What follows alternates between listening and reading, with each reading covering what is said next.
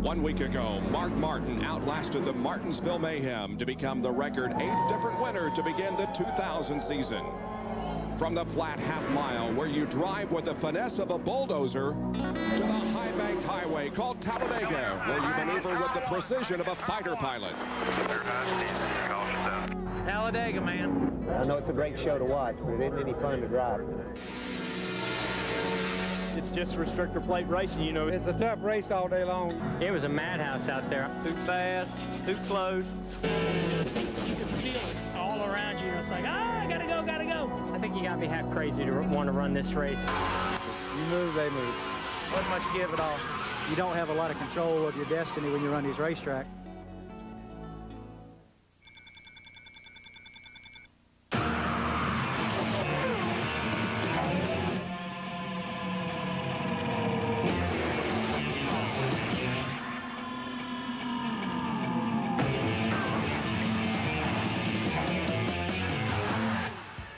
Live from Talladega Superspeedway in Alabama, ABC Sports welcomes you to the 9th race of the 2000 NASCAR Winston Cup season, the Diehard 500.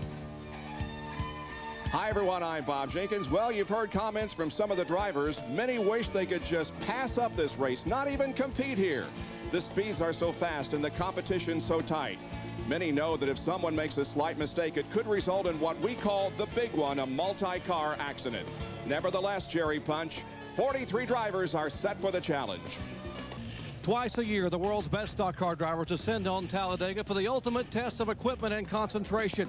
They know as 40 drivers rocket past inches apart at 190 miles per hour, there is no margin for error. One mistake, one miscue can cost them and many others a race, a season, or even a career. At most tracks, if you see an opening, you dive for it and make the pass. Here you stay tucked in line. And at most tracks, your skill and daring is all you need to control your destiny. Here it's teammates, friends, and drafting partners who will have more control over your winning than you do. Someone once said, in the Native American translation, the word Talladega means hold your breath. That's probably what these 170,000 fans and 43 drivers will be doing for most of today's 500 miles. You know, maybe Talladega isn't so treacherous. Maybe it's just tempting. A seductive super speedway that simply baits the best into making those difficult decisions that determine if a driver gets to the front or if he doesn't. That mental chess match begins early for some big names today. Bobby Labonte is a past winner at Talladega, but today the point leader starts 37th, taking a provisional after motor trouble smothered his qualifying run. His teammate Tony Stewart had the exact same problem and now faces those same decisions starting 39th. Jeff Burton won $1 million at Las Vegas and would gladly pay that to a loyal partner today. Only problem, there is no loyalty here. Burton starts 38th after an oil pump failed on Friday. 3 of 43 men about to take the challenge and face the temptation of Talladega. Now let's go upstairs to Benny Parsons and Ray Evernham. In qualifying, the cars were very slow, but in practice, they all ran about the same speed, well over 190 miles per hour. We'll see that big group of cars. All right, Ray Evernham, as a crew chief, you got some cars started in the rear of the field. How is a crew chief going to help them get through the pack? Benny, Talladega is a frustrating race for a crew chief because once the race starts, you can't do much to make your car go faster. What you can do is work together with your spotters, one on the front stretch, one on the back stretch, to give your driver what he needs to win this race, eyes in the back of his head. Over the years, we've had some surprise winners at Talladega, but Bob, sometimes this place just favors those cagey veterans. Benny, there has never been a driver in NASCAR history better at Talladega than Dale Earnhardt. He swept both events here in 1999. White flag is in the air. One more lap to go. One more tour on the 2.66-mile tri-oval at Talladega. Is it going to be Earnhardt? Is it going to be Jarrett? Is it going to be Mark Martin? They get closer to the line. It's going to be Dale Earnhardt winning the Diehard 500. White flag, man, white flag. Well, it's all going to be settled in 2.66 miles from now. The conga line. Earnhardt moves to the inside, the outside, and Dale Earnhardt will win the Winston 500. But the horse horsepower of Robert Yates engines could take one of his 2 drivers to victory lane today. Dale Jarrett won his 3rd Daytona 500 in February. And Ricky Rudd also won there in a twin 125. Could Rudd win today and become the 9th different winner in the first 9 events of NASCAR's 2000 season? Well, Bob, certainly Ricky Rudd and his teammate Dale Jarrett should be seriously considered as favorites today. Rudd finished 3rd here at Talladega last fall and has the same car here that won one of the twin qualifying races at Daytona. Jarrett has finished no worse than 2nd in 3 of those last 3 races here. He won the Daytona 500. That car's now in Daytona, USA. So he has a different ride today, but it's still very fast. Earnhardt won this race last year after starting 17th. He rolls off 4th today. Friday, his team had to rebuild the rear of the car after it initially failed to make it through NASCAR inspection. Unfortunately for the competition, it hasn't seemed to slow down Earnhardt. If you're looking for a long shot, look no further than Johnny Benson. He's here with the same car that led the late stages at the Daytona 500. Benson starts 13th today. He hopes 13 turns out to be his lucky number. It's just about time to get the command that will get this race underway. Gentlemen, for the most famous words in auto racing, to start the Diehard 500 from Sears, Brian Kelly. NASCAR fans, the greatest fans in the world. On behalf of the 300,000 Sears employees and our customers, the world's best customers. Gentlemen, start your engines!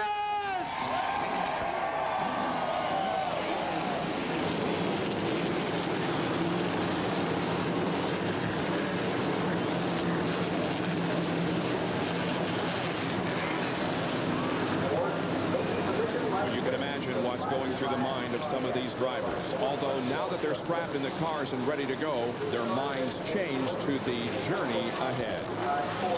The 9th race of the year is set to begin. Bobby Labonte leads the points, but Mark Martin has closed the gap with a win last week at Martinsville. The defending series champion Dale Jarrett is 7th in points. And as Bill Weber told you, 3 of the top 10, Bobby Labonte, Jeff Burton, and Tony Stewart, are starting spots 37th or worse. So we have a tight points battle. And Robin Roberts, we expect some tight racing here as we send it back to you in our Wide World of Sports studio in New York. All right, Bob, thank you very much, and we will get back out to Talladega in moments away from the start of the Diehard 500. It's this expansive racetrack. It is the longest that NASCAR competes on, 2.66 miles in length. It is a tri-oval. Now the banking is 33 degrees, not as steep as Bristol. However, it's still more than 3 stories from the apron up to the top of the banking in the corners. The tri-oval is banked at 18 degrees. Now here is the Walmart Tire and Lube Express grid. Jeremy Mayfield is on the pole, his 2nd pole here at Talladega, and Bill Elliott is in his 600th NASCAR Winston Cup start. Dale Jarrett, the winner of the Daytona 500, starts 3rd alongside, with 9 wins here at this facility, Dale Earnhardt. Back in row number 3 with 2 Diehard victories is Mark Martin and rookie Dale Earnhardt Jr., who won earlier this year in his 12th start at Texas. In the 4th row, it's Sterling Marlin with 5 wins on the restrictor plate tracks, and Mike Skinner looking for his first top 10 of the year 2000. Well, the last restrictor plate track, of course, was Daytona, and many have criticized that for being a dull race, but we have changed the rules, and as you indicated earlier, Benny, every indication is that this is going to be a much more competitive race. Well, they let the teams control their own destiny with the front shocks and springs, and Ray, that seems like it's brought the cars to a bigger group than we saw in Daytona. Well, something certainly has, Benny. They've given them back half the equation. They've given them back the front shocks, but not the rears. And we're always talking about balance. It's going to be interesting to see who can hit the balance with only half of the tools.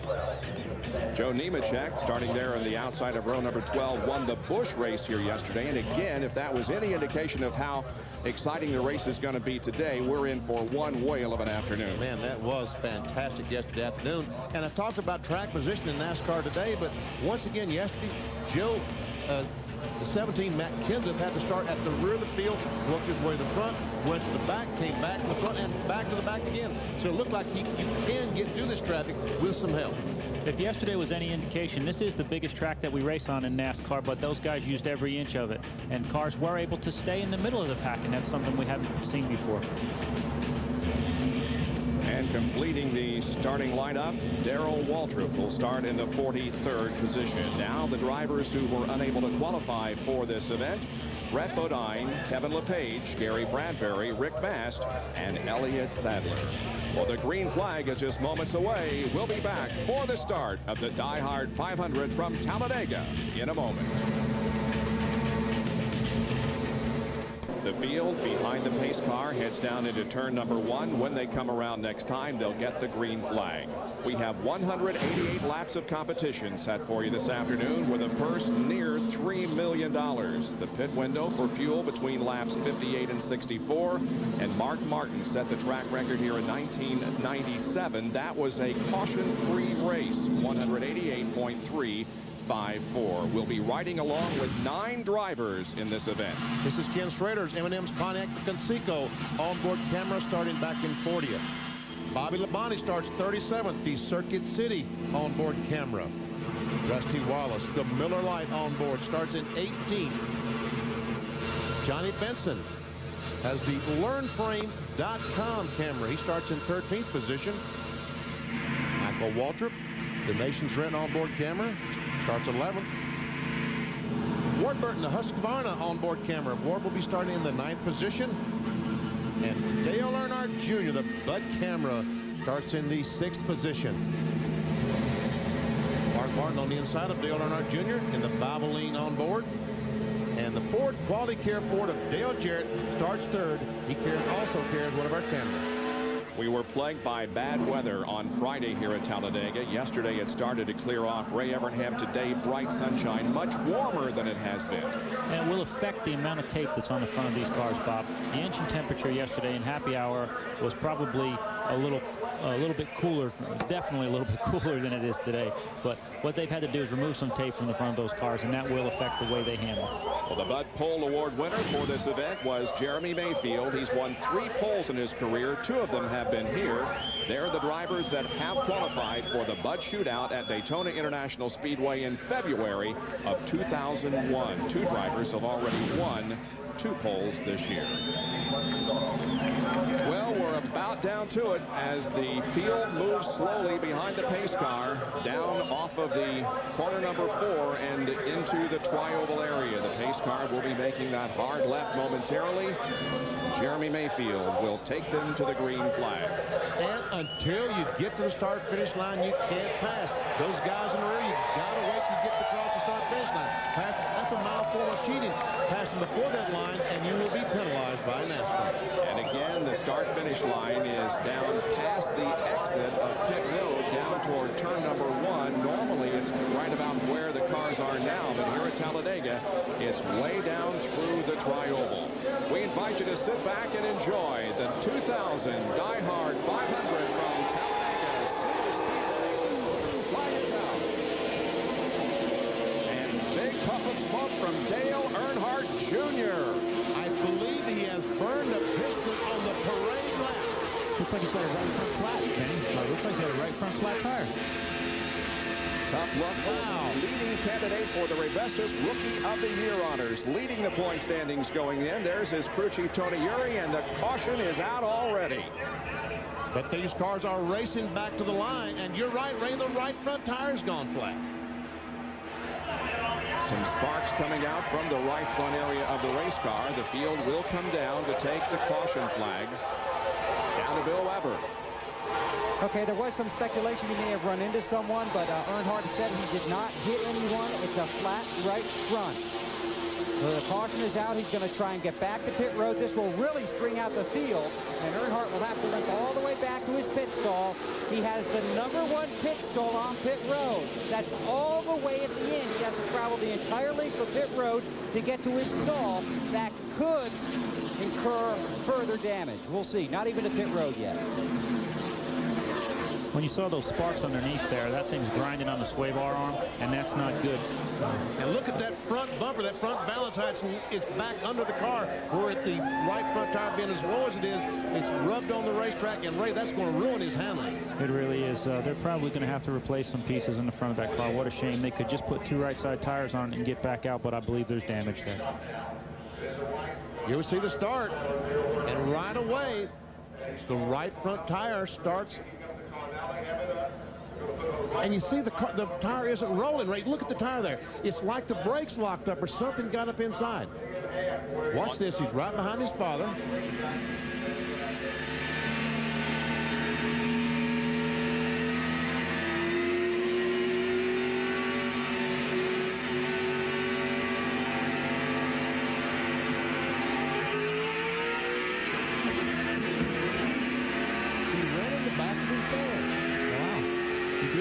The 3 car. I wonder if there was a brake problem when he had to get on the brakes that hard after he hit the back of the 3 car. Because as the car, we see them working on the car. He is going to be able to stay on the lead lap. The pace car has the field out of turn number 4. But, well, we think maybe, looks like now they may be pushing the car behind the wall. Well, we'll check on it and report to you. In any case, the caution is out after just 1 lap, and we'll be back after these messages and a word from our ABC stations. It's just come out to restart the Diehard 500 after a problem on Dale Earnhardt Jr.'s car to begin this race. He is still on pit road. They haven't taken the car behind the wall, but he is still on pit road as repairs are underway. Meanwhile, down the backstretch, it's Jeremy Mayfield, the pole sitter, with Dale Jarrett right behind him now, going to the inside and getting some help from Bill Elliott as they head for turn 3. When you see the leader get a great jump at Daytona and Talladega, that's not a good thing, because that allows that 2nd and 3rd place car to get a great run, as Dale Jarrett did, and go right by you in turn 3. We hear us refer to the term hanging him out as the afternoon goes along, and that's what's happening to Jeremy Mayfield right now. The drafting line has formed behind him, and he's hung out, hoping that somebody will go with him. But look at, they go 3 wide to turn 1. Down to Jerry Punch. Guys, on the start of the race, Dale Earnhardt Sr. said the 94 car started to take off and then suddenly slowed. He hit the back of the 94 car. The 8 car hit the back of him, and so he was concerned about grill damage on the front of his Chevrolet and, of course, the damage on the front of his son's Budweiser Chevrolet. Let's check in his pitch with Bill Webb. Dale Earnhardt Jr. is losing laps. It's a new right front spindle, new brake pads, new brake rotor, whole right front assembly for this car. Basically, the wheel would not turn. So Earnhardt Jr. sits here on jack stands on pit road after the great qualifying run, but it won't be his day today.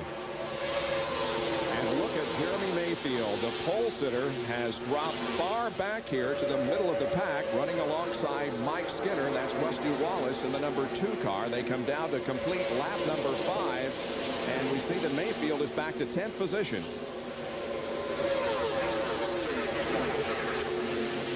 That last lap at 187.1 miles an hour for the leader. However, the fastest car that lap was the number 22 of Ward Burton, over 188 miles an hour. Jarrett has the lead as they shuffle for position behind him.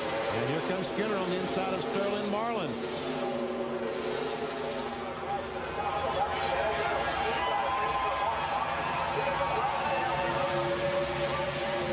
Front 2 in single file formation, and then they're side by side. Back of that, we're on board with Johnny Benson, who had such a great run at Daytona, was leading with just a few laps to go before a caution. Last time by, Benson run into the 7th spot. And all I can tell you is the last time by, because now he's back to 9th spot. Jarrett now has Mark Martin right on his rear spoiler, with Ward Burton running in 3rd. The side-by-side battle for 4th was between Bill Elliott up high and Mike Skinner down low.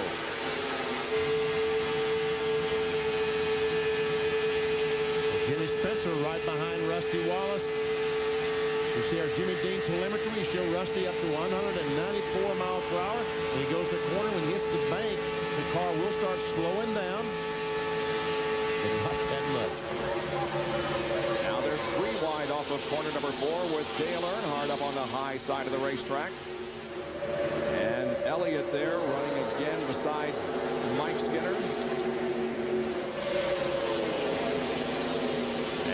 Mark Martin will lead the low drafting line past Dale Jarrett, so Martin goes to the lead, and Ward Burton comes along to second.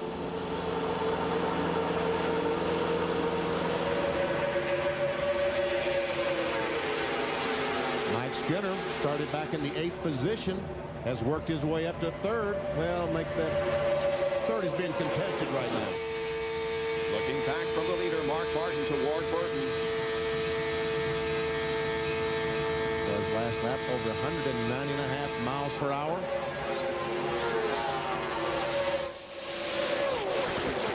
Hard still up on the high side of that racetrack. Ray Evernham in yesterday's Busch race, we noticed that often the middle line was working. In other words, the car in the middle on a three-way side-by-side would get an advantage.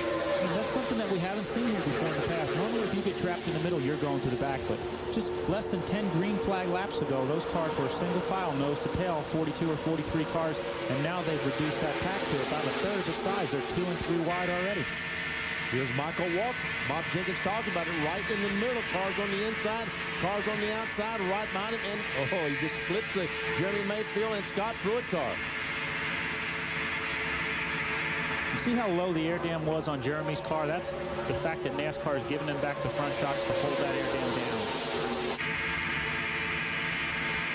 It's up about 3 inches, 3.5 inches on the straightaway. In the corner, it's down, and the shocks hold it down. Still 3 wide through the tri-oval.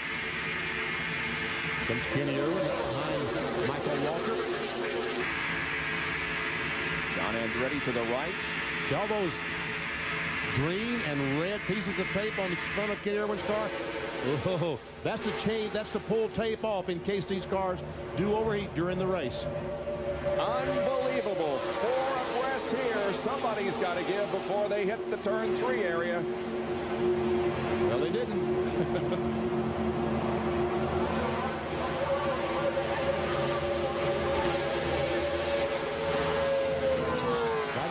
Scott Pruitt, the 32 car, followed by Robbie Gordon, a couple of open-wheel drivers from the kart ranks. Now to complete lap number 10, Mark Martin leads with Mike Skinner running in 2nd position, and Sterling Marlin has moved up to 3rd position. We saw Dale Earnhardt up there in 3rd spot not too long ago. Now he's back, all the way back to the 15th, 16th spots. What's going on, Jerry? Benny, this was a major cause for concern in the Earnhardt camp this morning. I talked to Kevin Hamlin, the crew chief in the garage area. This is the same car that ran in Daytona. They came here 2 weeks ago and tested with this car at Talladega, and it would not suck up, they call it. It would not pull up in the draft. Once this car got shuffled out, you need someone almost to push you back to the front. They took their 99 Monte Carlo out of the truck, the one they won both events last year with here, and it would come from 20 car lengths back. Not this car. This car would not come back to the front unless it had help from behind, and we're seeing that exact problem right now. As I recall, he indicated last fall in October that he didn't think he had a very good car when it was out there by itself, but if you can find a good partner, look what can happen. He won the race. And Dale Earnhardt will find a good partner because they all want to follow Dale Earnhardt because they all feel like he knows exactly where to go, and where he goes they want to follow. Look at these 3 abreast. And folks, this is honestly, I'm telling the truth, at 189 miles per hour. The first 37 cars are running within 2 seconds of each other, and the overhead view is from the Pennzoil copter cam. They start 2 abreast, but since the green flag has dropped, they've been racing mostly 3 abreast.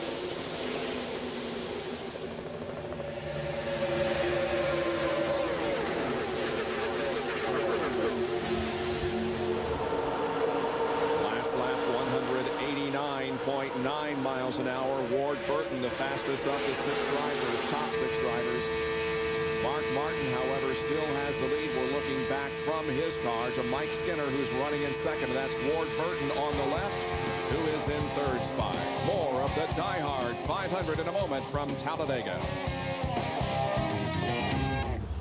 Back to Talladega Superspeedway. They're coming down to complete lap number 16 of 188 in the Diehard 500. Mark Martin is still leading.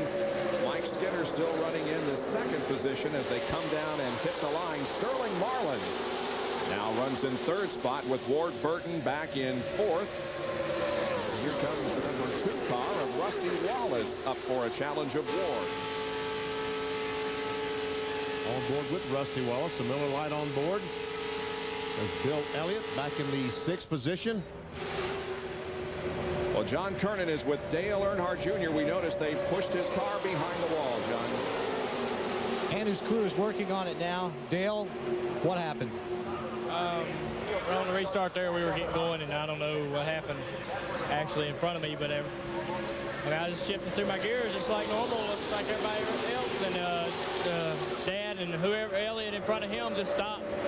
I had to slam on brakes, keep running in the back of them, and it tore the brake caliper up and tore the tire up and everything else. So just, I don't know, man. I mean, just it was either mash the brakes and stop, or run in the back of Dad's car, tear his car up, probably spin him out and wreck everybody. I'm just upset. I don't know whether Elliott missed a shift, Dad missed a shift, or whatever, why they stopped like that. Maybe, I don't know what's going on there either. But it's disappointing, man. Really ticked off. Dale Earnhardt Jr. behind the wall. His crew busily working on the car to try and get him back out onto the racetrack.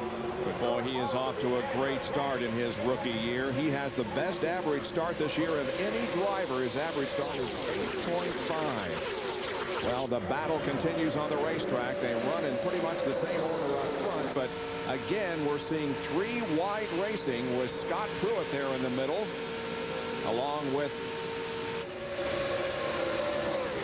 Rusty Wallace. Can you imagine being 5 car lengths behind the leader and being 15th? No.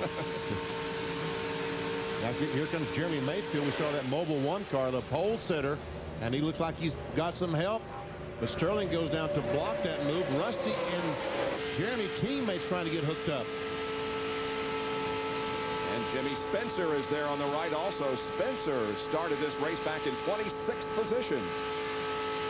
Wow, he had quite a run on Jeremy. He really did. He was the fastest car in happy hour yesterday. He said his car was pretty good. Rusty Wallace, the telemetry on board with him. With Jimmy Dean on board telemetry. See him go down the corner at 187. Thing just stays so constant. Matter of fact, now he finally goes down to 186. At about 6,500 RPMs. With this restrictor plate, you just can't turn the RPMs you would at a normal racetrack. It's still hold your breath until these cars get strung out a little bit. That's Wally Dallenbach there in 75. Ricky Craven is down on the inside line. But again, Ray, look at that middle lane there move. Yeah, I just can't believe that middle lane can hang in there like that. We just saw Wally Dallenbach a minute ago. Wally started way at the back of the pack, 35th or 36th. Started 35th and has worked his way up to the 12th position. At 75, the red and black car. I believe if there were another lane painted on the racetrack, they'd be using it. Robbie Gordon has also made a nice move to the front. He started back in 34th position. He is the multicolored number 13 car. There he is, ahead of Scott Pruitt and beside the pole sitter, Jeremy Mayfield. And a battle for second now. Here comes Sterling Marlin challenging Mike Skinner as the line forms behind Marlin. He's going to get some drafting help from Rusty Wallace, Jimmy Spencer, and Robbie Gordon. But Mayfield will move up to the high side to help Mike. Good help. Got good help. Keith Simmons, the spotter for Sterling Marlin, said you've got some good help. You got Rusty Wallace, Jimmy Spencer, Robbie Gordon pushing you along. Yes, he is, within inches. Sterling, just remember, he'll help you as long as it's an advantage to him. When it isn't, see ya.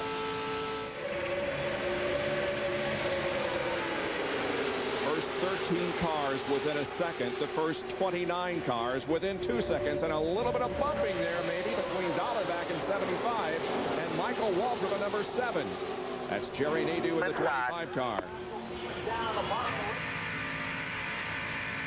And Michael Waltrip, when that happened, had to ease out of the throttle or touch the brake to slow down to avoid the crash. And we can see he has lost a couple of spots as now Dick Trickle goes by in the 60 car. Michael Waltrip had one of the best races of his NASCAR Winston Cup career last weekend at Martinsville. Started 34th and finished 3rd. And Johnny Benson is also continuing to work his way to the front. On board with him, he's behind Ricky Rudd. And they're running 16th position. Yep.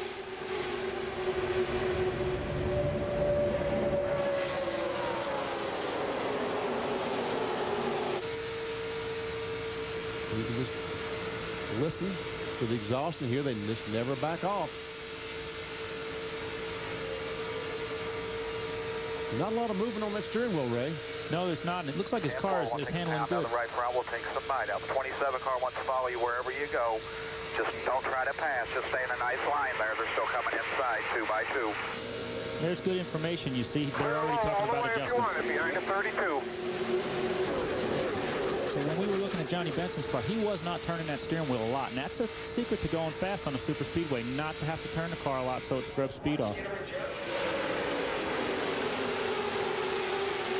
If I was those other guys, I'd be listening to what Spencer's crew chief said. Benson running beside Ricky Rudd right now.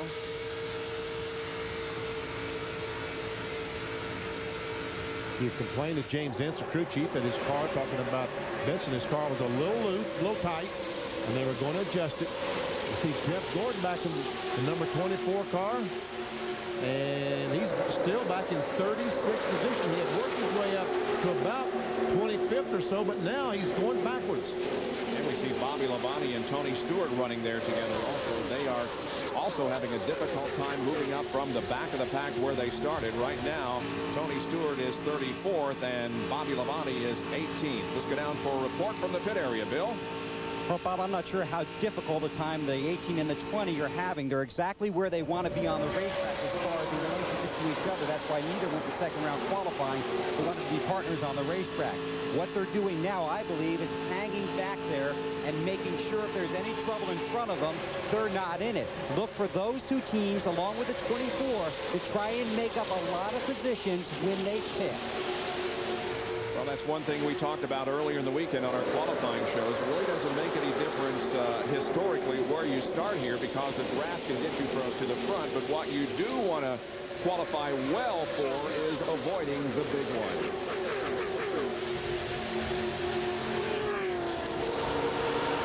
See Dale Earnhardt, the 3 car, back on the bottom of the racetrack, trying to work his way back, shown 11. Hey, might as well just stay with Earnhardt. The last time by. As Benson spotted him, well, I'll stay with Earnhardt. He's a pretty good guy to draft with at Talladega.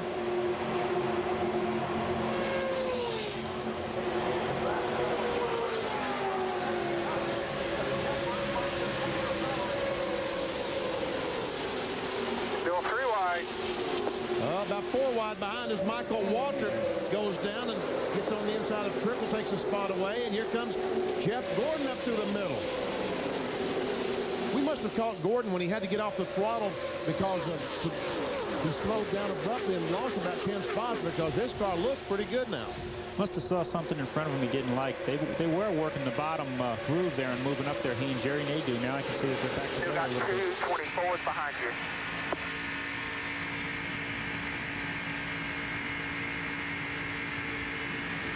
Dale Earnhardt Jr. has re-entered the Diehard 500. On this 27th lap, he goes back into competition, so all cars now still running. Oh, Robbie Gordon tries to squeeze up, but Jeremy Mayfield didn't want him to squeeze up, so Robbie Gordon has to go back down, and now he's in the middle. Mark Martin is the leader of this race. Jimmy Finning is his crew chief. He's watching things closely, and Jack Roush, the owner, is all smiles here at Talladega. Mark leads. Marlin is second, Rusty Wallace third, then Jimmy Spencer and Mike Skinner, the top 5. Back at Talladega, we had a caution flag at the end of lap number 1 because of an incident between Dale Earnhardt Jr. and his father at the beginning of the race. Since then, we have been all green, and what a battle it is. Mark Martin is currently the leader of the race, with Sterling Marlin running second. Then comes Rusty Wallace. Behind them, however, look at this, 3 wide. And the 99 car of Jeff Burton, who started 38, suddenly is right up there at the front. Being shown in 13th position the last time by. And 75, Wally Dallenbach, the red cell car, just trying to push the 42 car by, trying to will him by those other 2 cars. Kenny Irwin caught right in the middle. Green and blue, number 42.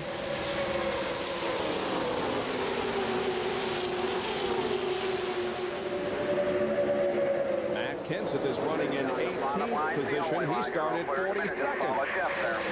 That's Kenseth there in the black and yellow, number 17, the DeWalt Ford. All of a sudden we see Mike Skinner, the Lowe's car, is struggling.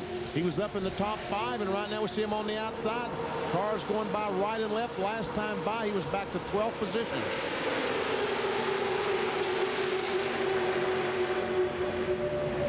We see about 8 cars beginning to break away from the rest of the field.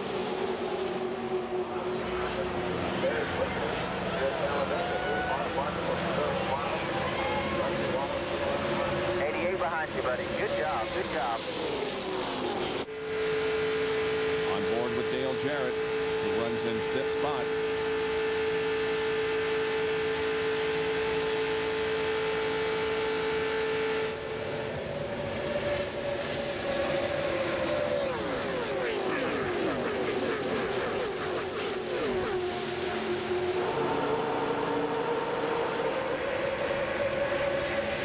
Punch has a report on Mark Martin, who continues to lead here. He's led 25 laps of the 33 so far. Guys, a number of the spotters for cars in the top 5 have gone to Mark Martin, spotter, and asked Mark if he would let them slide by and lead a lap to get their 5 bonus points. Mark's reply, hey, I'm not trying to be a jerk out here, but you know, if I let these guys by, then I get shuffled back in that mess back there and the big one happens, and who's the fool? I'm not trying to be a jerk, Mark says, but I'm going to stay here. If you can get by me and get your points, then race by me and earn those 5 points. I don't understand what that was all about, but it's kind of scary. Talking about Michael Webb going to the inside and the outside. Here he comes. Here comes the 12. Michael Webb, spotter. 10 coming on the inside. 12's behind you.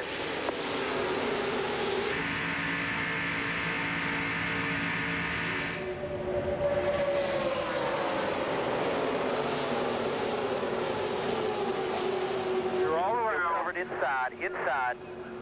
Mike Skinner and Dale Earnhardt, teammates, are teamed up. Skinner taking a look now. Earnhardt making the move to the inside of Johnny Benson.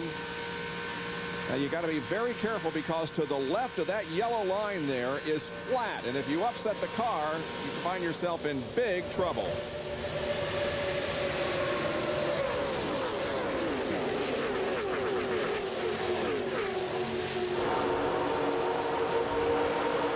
Rusty Wallace moving his way into 2nd spot. Bill Elliott, who was running up front a while ago, now has found himself back in 35th position. Bill Elliott is in his 600th NASCAR Winston Cup start, becoming only the 12th driver to reach that mark. Bobby Labonte there in that green car, still having a bit of a struggle getting to the front. He's in 32nd position. See Jeff Gordon driving to the inside of Bobby Hamilton in the DuPont car.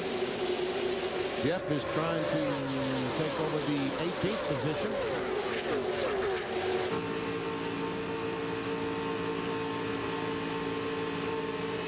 On board with Bobby Labonte, that's Ricky Craven to the right. Behind him is Bill Elliott, and immediately behind Bobby Labonte is his teammate Tony Stewart, and Elliott goes way down low.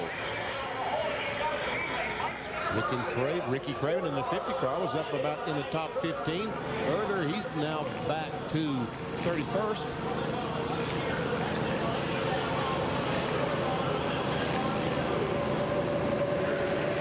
Bill Elliott, after starting second, is all the way back in the near the end of the pack, running around the 35th spot. He's radioed his crew and said, hey, the car's pretty good. I just got kind of shuffled out of traffic and I'm having to bide my time. And I asked him which line they wanted Bill to run in. They said, well, it looked like the bottom line was the fast line. So they had Bill go there, and they said, well, it was the fast line until we got down there. So Elliott's still searching all over the racetrack to find the line where his car wants to run the fastest. And pretty soon, not too long from now, we'll be having pit stops. And we talk about, as you can see, Jimmy Spencer trying to go by Rusty Wallace to take over the second spot. And Jimmy, there's no one there. Can you spell hung out to dry? Dale Earnhardt third, Skinner fourth. Skinner making a move on his teammate Dale Earnhardt. Inside, getting down on that flat portion of the racetrack, but he survived. But they're 3 wide now as they come down to complete lap 38. That is a battle for the third spot. I started saying a moment ago, we'll be seeing some pit stops. Can you talk about just how critical they are? 1 second will move you from, if you were 1 second faster than all the other cars in your pit stop, you probably move from 30th to the lead. That is a pack of cars. We've been seeing cars that are really only 7 or 8 spots behind the leader going by, flashing up 25th, 26th on the screen. 30 cars. The first 30 are within 2 seconds of each other. Now, here we see Skinner and Earnhardt continuing to battle for that third spot. Oh, Earnhardt goes way down to the bottom. Skinner is even lower than that. Ward Burton and Robbie Gordon also down low. And here comes Jeff Gordon making a move. Where did he come from? He squeezes in front of Robbie Gordon, no relation.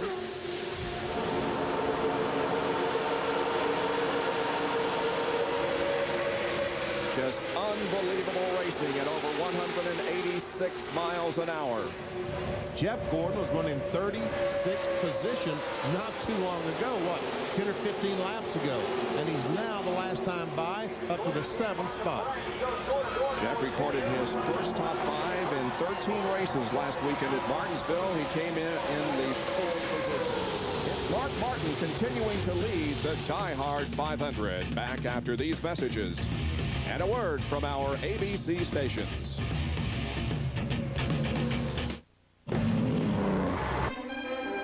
The Diehard 500 on ABC Sports, brought to you by Diehard, America's most preferred battery. Brewery Fresh Budweiser, official beer of NASCAR. This Bud's for you. The new GM car, what are you charging toward?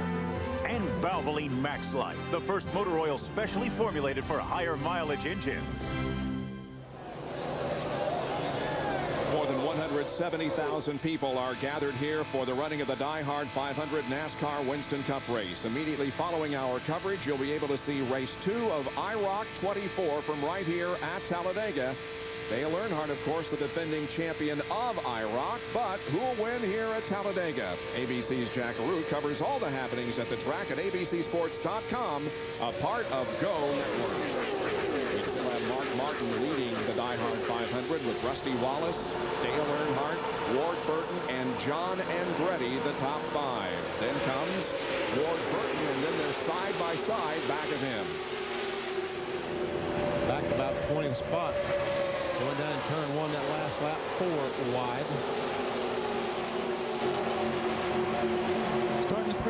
Starting to see 2 or 3 cars move way up against the wall up there. They can gain some momentum running down that bank bending to actually help them pass on the straightaway if they can get a run coming down off the banking.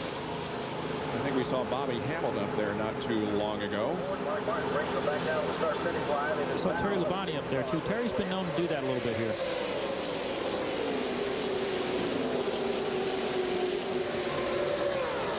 Super 8 serial report on Jeff Gordon, who started back in 36th position by lap number 80 and moved to 29th, and then kind of hung back there until lap 32 when he took off and now runs in 7th spot. Down to Bill Weber. Well, right now, guys are really starting to work some pit strategy, and that is one deal that usually does seem to hold here when you pick your pit partners. A lot of these guys can't get past lap 55. As for Bobby Labonte, he and teammate Tony Stewart continue to lag at the back of the field. Right now, they're just riding around, waiting to make up some spots on pit road. The 18 has talked to the 24, the 36. They've got the 20 out there, and they even went all the way to the other end of the pit road to talk to the 1 car. Watch for these guys to really put their pit pride on the line here. A lot of guys taking 2 tires, and don't forget, you've got to get those right side tires back to the left side of the pit, or you will be penalized. Let's go further down pit road. And the negotiations are ongoing up here in the leaders pit. Mark Martin a moment ago. Rusty Wallace, crew chief. Robin Pemberton came up here to talk to Jimmy Finney, the crew chief for Mark Martin. He was saying, we can only, meaning the 2 car, can only go around 55 to 56 laps comfortably. Will you pit with us? Jimmy Finney's reply, we can go 62 laps, and we need to stay out because we can go, and so can our teammate, Jeff Burton, go 62 laps. Robin Pemberton pleaded his case. Well, we need to hang with you. We can try. We'll try to stay as long as we can. Then the next part of the discussion was, do you take 2 tires or 4 tires? Some of the teams want to come in and take only 2 tires. I got to believe the leader, Mark Martin and Jimmy Finney, are going to take 4 tires on their first stop on lap 62. It's let's make a deal in the pits right now. Well, Ray, can you put 2 cans of fuel in the car? You can change 4 tires as quickly as you can put 2 cans of fuel in, can't you? Yeah, Ben, it takes about 9 seconds to put just right sides on. It takes about 13 seconds to put 2 cans of fuel in that car. So your top guys, when Earnhardt and Rusty and Mark and Jeff Gordon want to pit, they're going to want 4 tires. So it's better to put 4 tires on if you got to put 2 cans of fuel in. Well, they're coming out to complete lap number 48, so pit stops indeed will be happening before too long. We want to make sure we cover those, so we'll take a break. It's Mark Martin, Rusty Wallace, Dale Earnhardt, Ward Burton, and John Andretti, the top 5 at Talladega Super Speedway. Bob Jenkins, Vinnie Parsons, Ray Evernham, John Kerner, and Dr. Jerry Punch, part of your ABC broadcast crew on hand here at Talladega Super Speedway. We have a 13-car breakaway now up front, and Jeff Gordon is hung out, losing positions. He'll probably go back to at least 12th before he can get back in right behind Dale Jarrett. There's a little gap between Jarrett and the 4-car of Bobby Hamilton. I don't know that Jeff tried to pass anybody as much as everybody behind him decided they were going to line up and go by him. There you have the top 13, the car running back there in 13th position. The yellow car is Bobby Hamilton. They're coming up to put a lap on Dale Earnhardt Jr. And folks, we just heard a radio transmission. One of these guys said the water temperature is pegged. This is the warmest day we've had here at Talladega. It could be that several of these cars have too much tape on the grill, and the water temperature is soaring.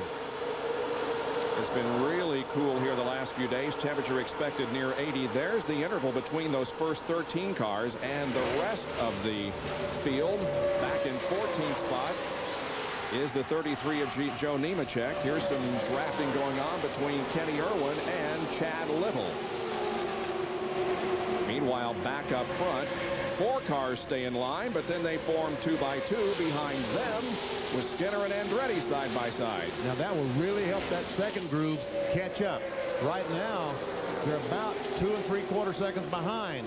We'll have to check it next time by.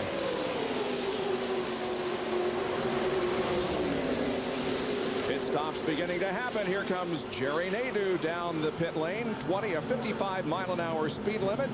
And several others are also coming in. Bobby Labonte, Kenny Wallace, Terry Labonte, and Stacy Compton, along with the number 60 car of Dick Trickle, all on pit road here as the green flag remains out on lap number 54. Down to Bill Weber.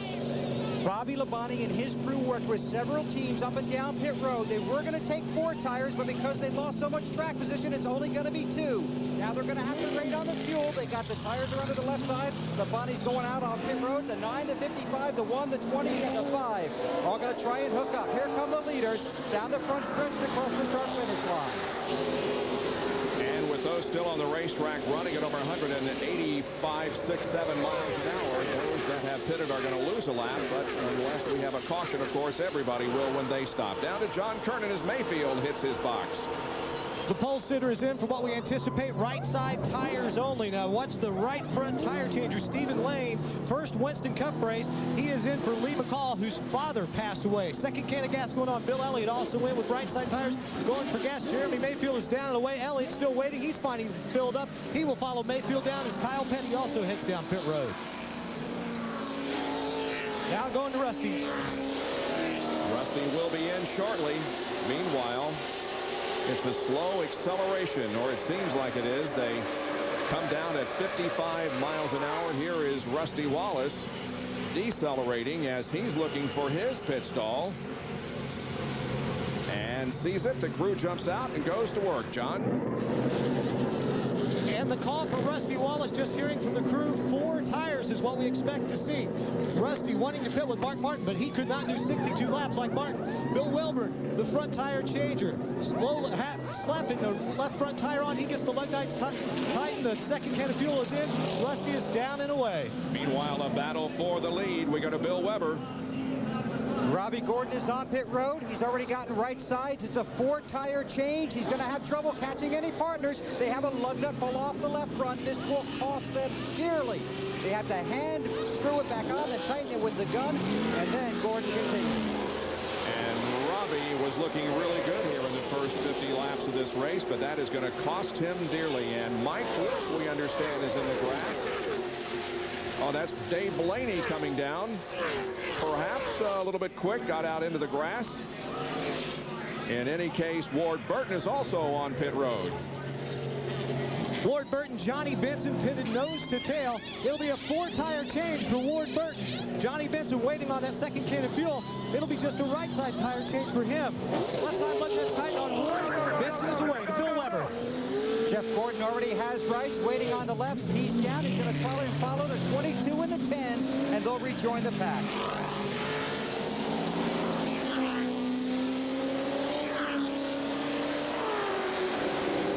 Meanwhile, on the racetrack, there is the lead group. Mark Martin is back in the lead. Dale Earnhardt got it there for a lap or two.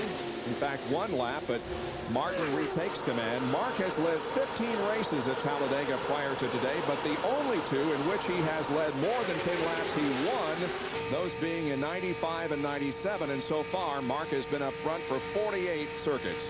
Now, Ray, if these guys can go 62, that's huge. 3 times 62 is 186. The race is 188 long. If they can stretch make it 63 the next 2 stops, they only got to stop twice. Yeah, Benny, if they can do that. What might have helped them here, we had a couple of laps of caution right at the beginning, so we'll have to say and watch it. But if they can get within 2 laps, I believe somebody will try it.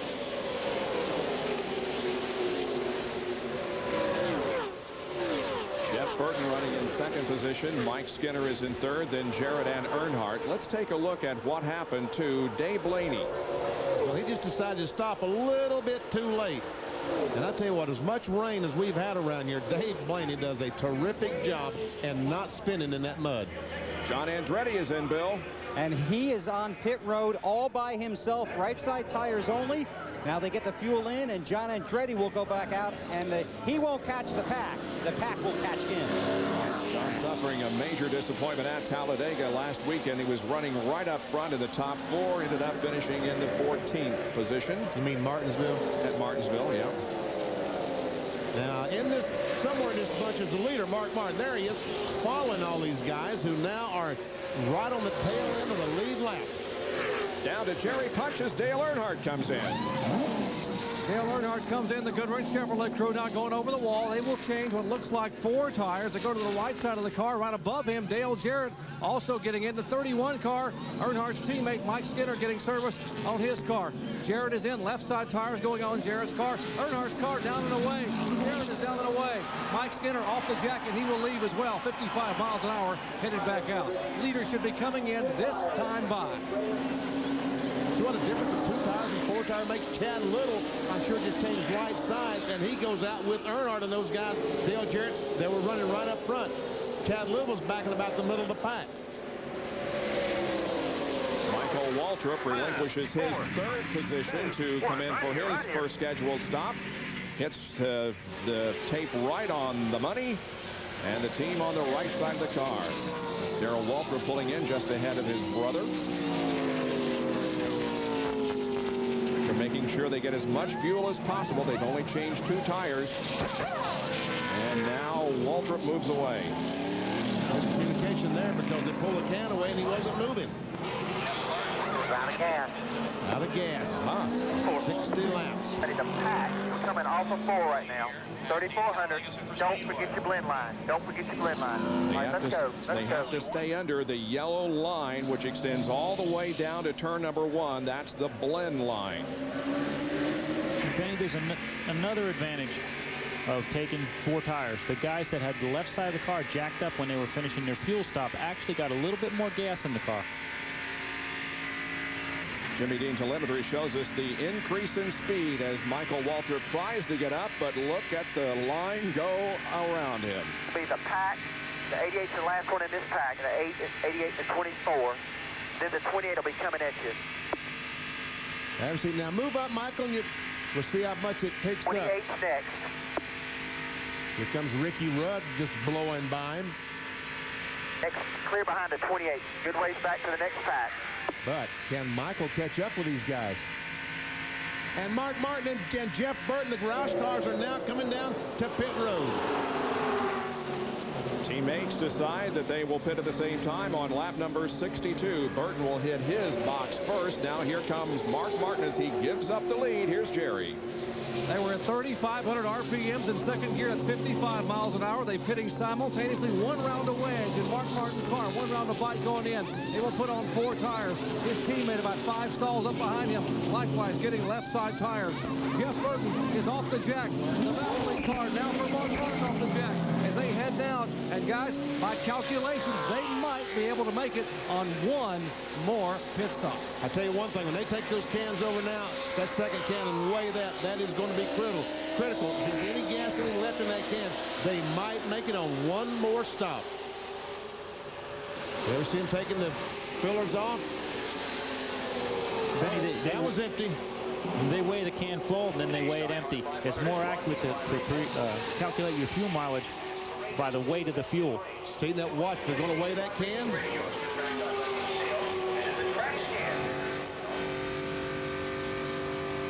Well, meanwhile, on the racetrack, Matt Kenseth has picked up the lead. And now he comes in for his scheduled stop, but he did get credit for leading a lap, and that gives him 5 bonus points. Matt Kenseth, another Ray Bestis Rookie of the Year candidate. Mark Martin still trying to get his car back up to speed. Here comes Jeff Gordon, Johnny Benson. Gordon goes on the inside, Benson on the outside. Whoa! Awfully close there between Martin and Gordon. Sterling Marlin shown now as the leader of the race. I don't see why you have to obey that blend line, because as Matt Kenseth was coming out there about 70 miles per hour, he had cars coming out at 190 miles per hour. There's the leader, Sterling Marlin, running in second position. Right behind him is Rusty Wallace. Then comes Dale Earnhardt, and we'll be back for more live coverage in a moment of the Diehard 500. Back here at Talladega, 67 laps have been completed, and Sterling Marlin is up front, leading Rusty Wallace and Kenny Irwin, who's doing a great job running in third position. This is the 12th race in the last 13 that Sterling Marlin has led here at Talladega. Running in fourth position is John Andretti, and he too is having a good race. And Chad Little, let's don't forget about him, back in the 10th position.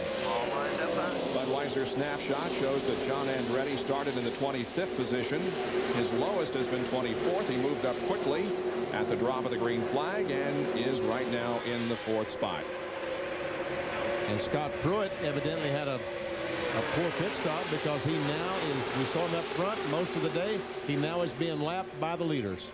Look at this Coke pit summary. Mark Martin came into the pits running in the lead, comes out in the 22nd position. And Ward Burton goes from 4th back to 19th.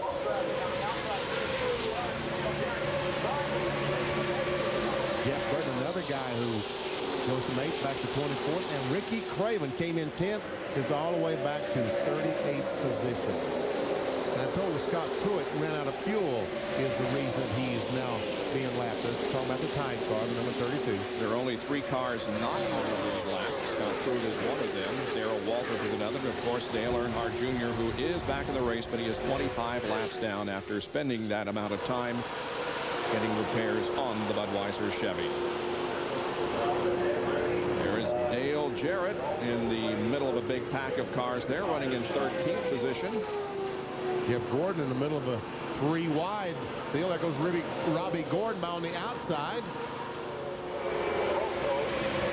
He's got some help coming up behind him there. You know, with the draft, it's not only the car in front of you that helps you gain speed, but you get a big push from the cars behind you. When you can judge, when you can look in the mirror and see guys coming up behind you that've got momentum and pull out in front of them, they can shove you by a bunch of cars.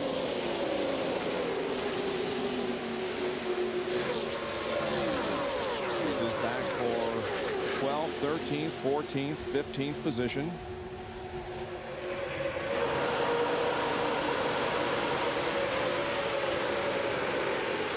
Kenny Schrader must have had a great pit stop with this M&M's car as we go on board our Conseco onboard camera. And Schrader is now up to the, what? 14th position. Yep. Kenny Schrader's first NASCAR Winston Cup victory came here at Talladega in July of 1988. And the last time he won a pole position was here a year ago. He started this race back in 40th spot.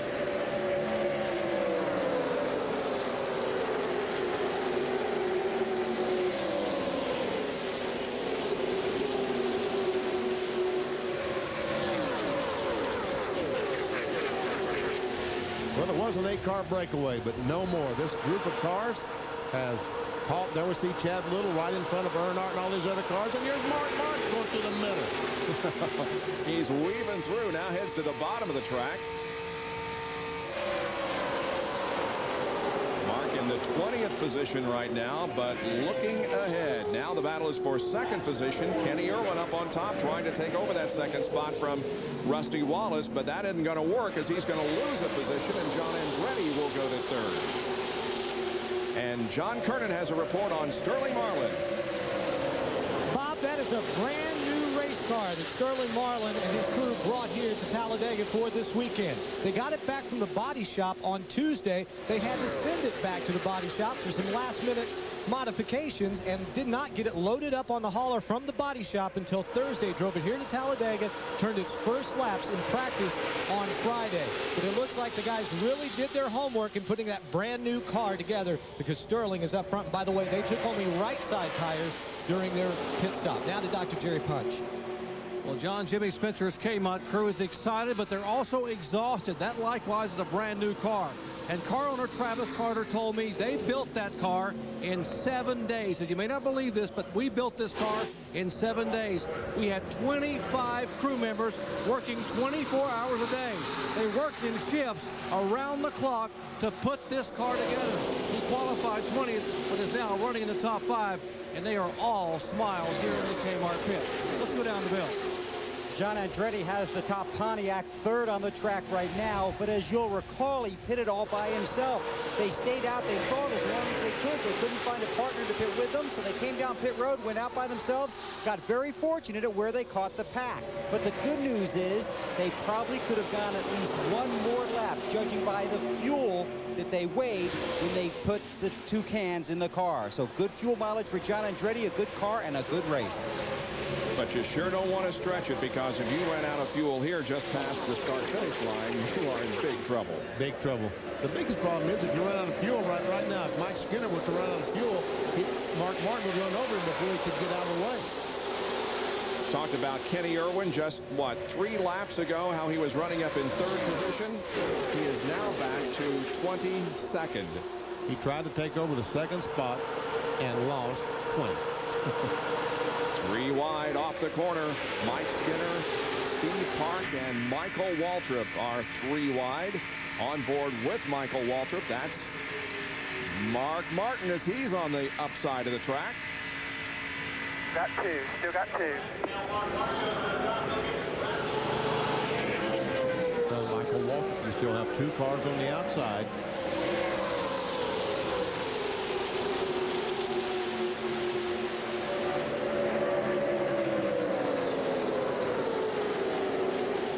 Still got 2, buddy. Hold your line, 36 behind you.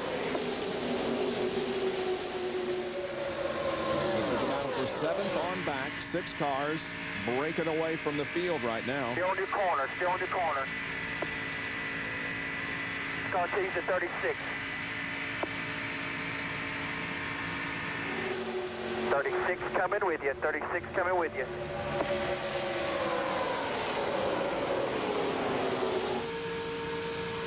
Ward Burton looks back at Mike Bliss. That's Bliss in the 27 car. Great run going.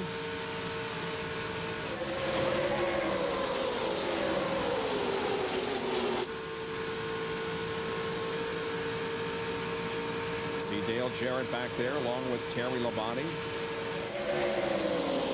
Mark Martin on the high side of the racetrack, tucked in behind Mike Skinner.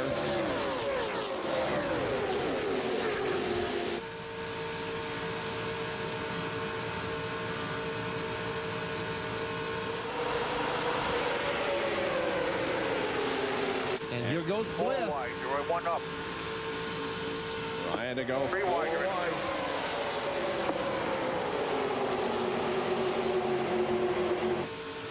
And there is Earnhardt Jr. What is he, 25 laps down? But he said, I want to have some fun and play with these guys and learn something for the next time I come here. Because next time I probably won't have all that problem on the first lap. His first NASCAR Winston Cup race here at Talladega. He has competed in 2 Busch races. We're talking about Dale Earnhardt Jr. Well, there you see the 6 cars that are out front. They are Sterling Marlin, Rusty Wallace, John Andretti, Chad Little, Jimmy Spencer, and Dale Earnhardt. Those the top 6, and then a mad scramble for position after that. 77 of 188 laps completed. Back after these messages and a word from our ABC stations. Talladega Superspeedway. ABC Sports welcomes you back to live coverage of the Diehard 500, race number 9 of the 2000 NASCAR Winston Cup season. When we went to break, we had a 6-car breakaway. No more. They've all gathered up and are running right together again as the Benzol copter cam shows you the overhead shots. Now, Sterling Marlin is still leading, but they're beginning to lap some slower cars. Right now, the cars of Robbie Gordon, Ed Berrier. Ever see Robbie Gordon down on the bottom of the racetrack? Ed Berrier up on top. Oh, Burton almost to the grass there coming off the corner. And here comes Jarrett to the inside of him. So Robbie Gordon says, I don't think I want to go a lap down. Gordon is running in 37th position. Robbie Gordon, that is. And he had a good car. He was actually towards the lead pack and had a problem on a pit stop. The lug nut fell off, took him some extra time to get it back on.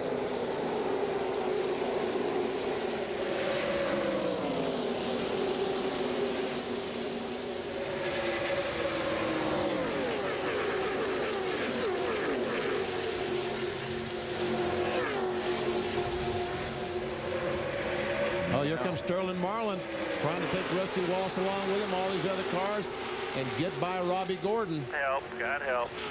And looks like it's going to work pretty good. 3 of the current top 5 got their first NASCAR Winston Cup win in restrictor plate races, all at Daytona, namely Marlin, Andretti, and Spencer, running 1st, 3rd, and 4th.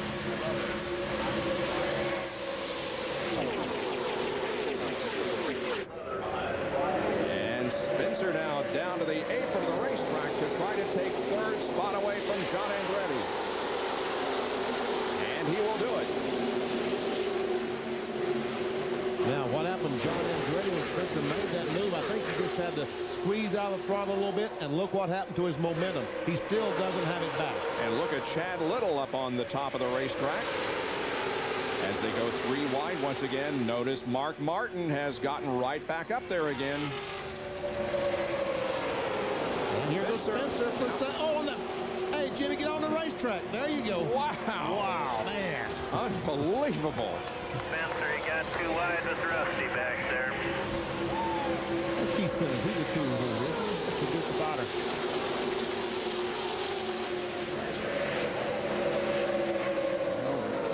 Spencer has had the nickname Mr. Excitement for years and years, and perhaps that's a prime example of why they have called him that. But he made it work.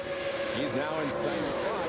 Now Dale Earnhardt and Steve Park are running in third and fourth position, and Earnhardt looks like he's ready to mount a challenge for maybe second or even the lead. And here goes Lock his ass now. Coming inside. Spencer has drafting help from Dale Earnhardt, and Spencer is going to go to the front. And Steve Park started back in 41st. He's trying to follow his boss. Look at the crowd.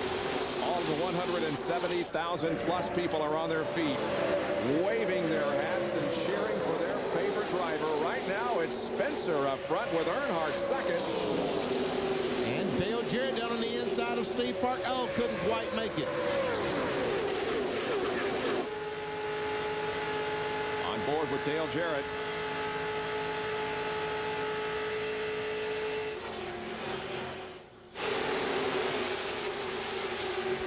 There you go. Got good help. Got good help. Here goes Earnhardt for that third spot. No, didn't quite make it. I guess he thought that. Didn't get clear, Earnhardt. Watch your mirror. Rusty's trying to come high.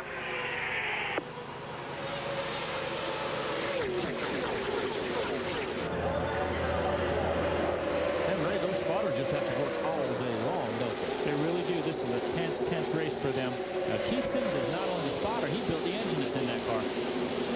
In the 40 car. In the 40. 188 miles an hour at the front of the field. The fastest of the top 6 cars last lap was John Andretti at 188.723. Rusty Wallace wants the lead. He goes down on the bottom. Spencer goes there. Rusty thought he had some help from Earnhardt, which he did, but Spencer blocked that move.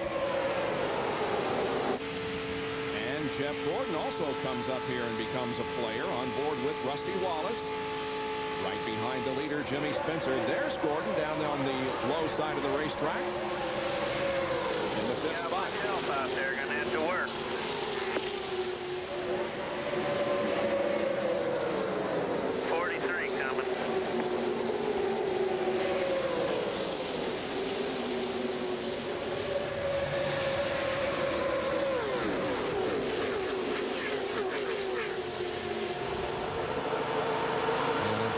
These guys, when this race is over, they will not be tired physically. When they get out of the car, they'll probably collapse because they'll be mentally exhausted. Well, if they're going to run 3 and 4 wide for 500 miles, Ben, imagine being the toughest and most intense chess game of your life, except when you make a bad move, it hurts. Yeah. Now look at the battle for the second position. 3 abreast as Wallace has gone to second. Now the battle is between Gordon, Earnhardt, and also Sterling Marlin up there for the 3rd position.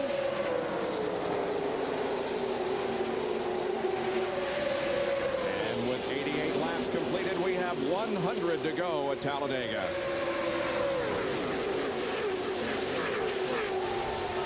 In previous years, especially after we see the first round of pit stops, normally these guys get sorted out and maybe we have groups of 5 or 6 running together. But at the moment, we have 28 cars, the first 28 cars running within 2 seconds. And the first 18 cars are running within a second of each other. And here comes Dale Earnhardt on the outside trying to take the lead. Got some good help with Sterling Marlin. And meanwhile, Rusty is still on the inside trying to make it 3 wide. But Spencer goes down, blocks Rusty. He can't block them both. Spencer slams the door. Let's see what that outside. Earnhardt inches ahead of Spencer at the line. Here are the speeds. This lap, Sterling Marlin shown as the fastest, with Chad Little second and Terry Labonte third, running back in the 14th spot.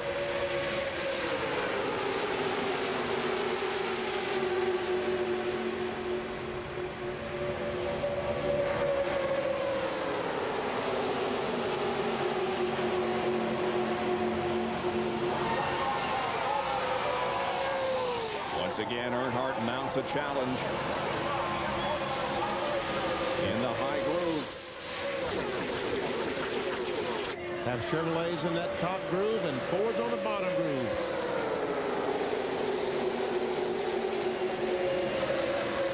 And Earnhardt, I believe, is going to get credit for leading that lap. Martin has led the most so far, 51. Chad Little seemed to be off the pace to John Deere Ford.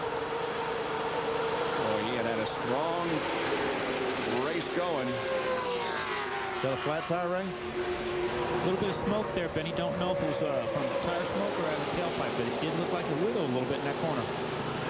Dale Earnhardt has taken the lead now. Battle is for second position. But Dale Earnhardt, who swept both races here at Talladega in 1999, is ahead once again at Talladega.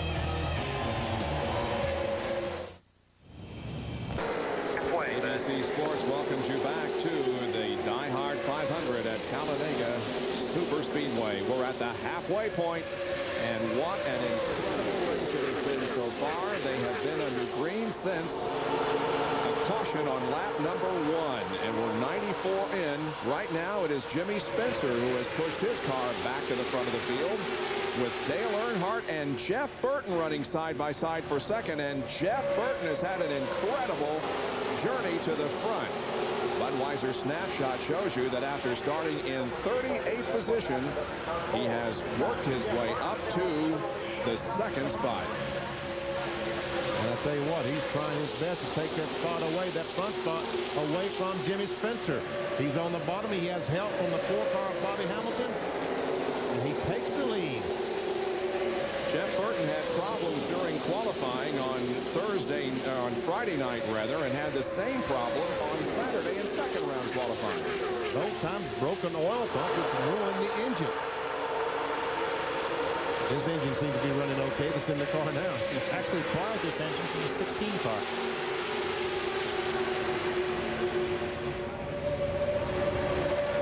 Mark Martin has led the most laps, and he is right back in the thick of things. We're on board with him. He's running back in about the 12th, 13th position, but all these cars, again, are running right together on the racetrack. Here comes Jeff Gordon trying to get on the inside of Rusty. That's for the 4th spot.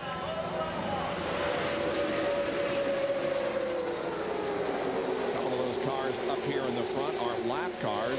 32 of Scott Pruitt is not on the lead lap, and neither is Robbie Gordon, who's running right behind Jeff Gordon. Robbie's a lap down in 36. Scott Pruitt is also a lap down. They're actually battling for position there. Let's get down to Jerry Punch in the 97 Chad Little pit. Well, we told you moments ago, Chad Little made an unscheduled pit stop. He saw smoke out of the back of the car. He had a left front tire going down. They assumed he possibly cut the tire coming off turn 2. He felt initially a vibration. The car began to bounce. And here's what's left of the tire. Now, he lost 1 lap in the pits, but when he came in, this belt, this steel cord here was actually wrapped around the brake caliper. They had to take a hacksaw and saw it off here to be able to get it from around the brake caliper. They lost another lap sitting in the pits trying to get the what's left of this tire off before they could put the new tire on. So Chad Little, after a great run early on, now being shown 2 laps down. That cap that you see that came off that 97 car, Elliott Sadler in Texas had something similar happen to his left rear. That cap beat off the quarter panel, it beat off part of the roof, and got up and hit Elliott in the shoulder and bruised it substantially. And again, we see them fan out 3 and 4 wide down the backstretch. That's Mike Skinner on the low side. We're on board with Ward Burton looking back to Robbie Gordon. That's Ricky Rudd in the middle, and Terry Labonte up on the top side. Battle somewhere around the 18th position. Bobby Hamilton is having a good run. We haven't mentioned him very much, but he is right up there. And so is the 55 car of Kenny Wallace after an incredible disappointment last week at Martinsville, starting on the outside of the front row and having the accelerator stick on the second lap, I believe it was, took him into the wall, but Kenny Wallace has got things going here in the Square D 55. Last time by, running in 10th spot. Been pretty hotly contested right now between he and Park and several others. Meanwhile, here's a battle for second spot, and Jeff Gordon has some help from behind with Scott Pruitt is trying to take it away, but here Rusty comes back. And so does Bobby Hamilton.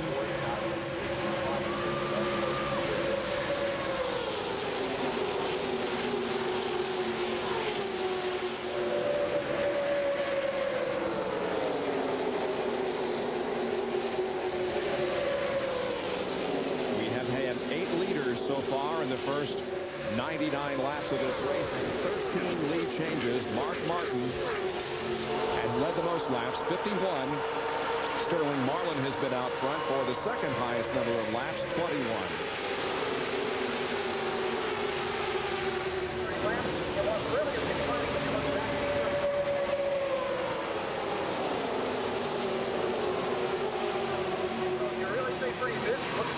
Great shot from the Pennzoil copter cam as the cars move through the 33 degrees of banking between turns 3 and 4.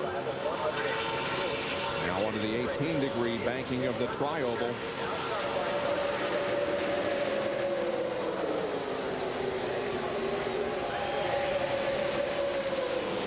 100 laps complete, 88 to go. We're on an average speed of 180.881 miles an hour.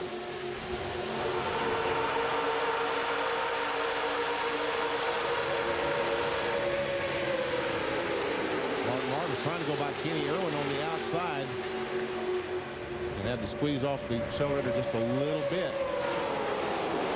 Well, Jeff in the 24 and Rusty in the 2 can't quite figure out who wants to run second, can they?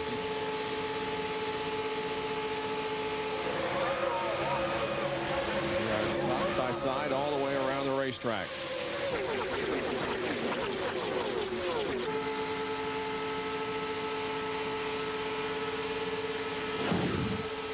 Again, we anticipate pit stops before too long. They're the top 5 with 100 of 188 laps completed here at Talladega Superspeedway. We'll be right back.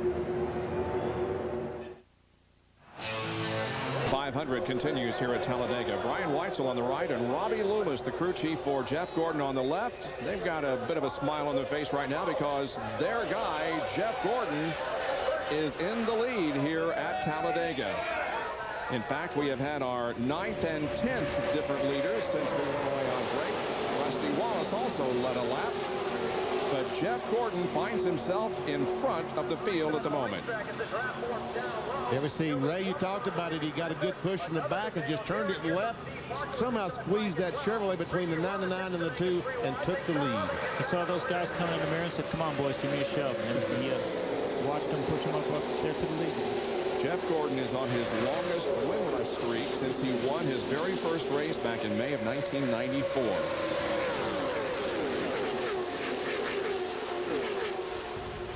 And way up high on the racetrack are Bobby Hamilton and Jeff Burton. Steve Park alongside Burton. That's a battle for about the 7th position. Steve Park has had a good run.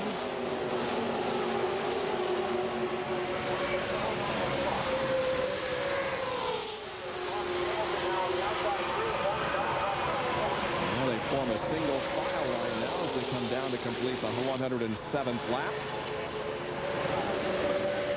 Gordon, Wallace, Earnhardt, Marlin, Spencer, Jarrett,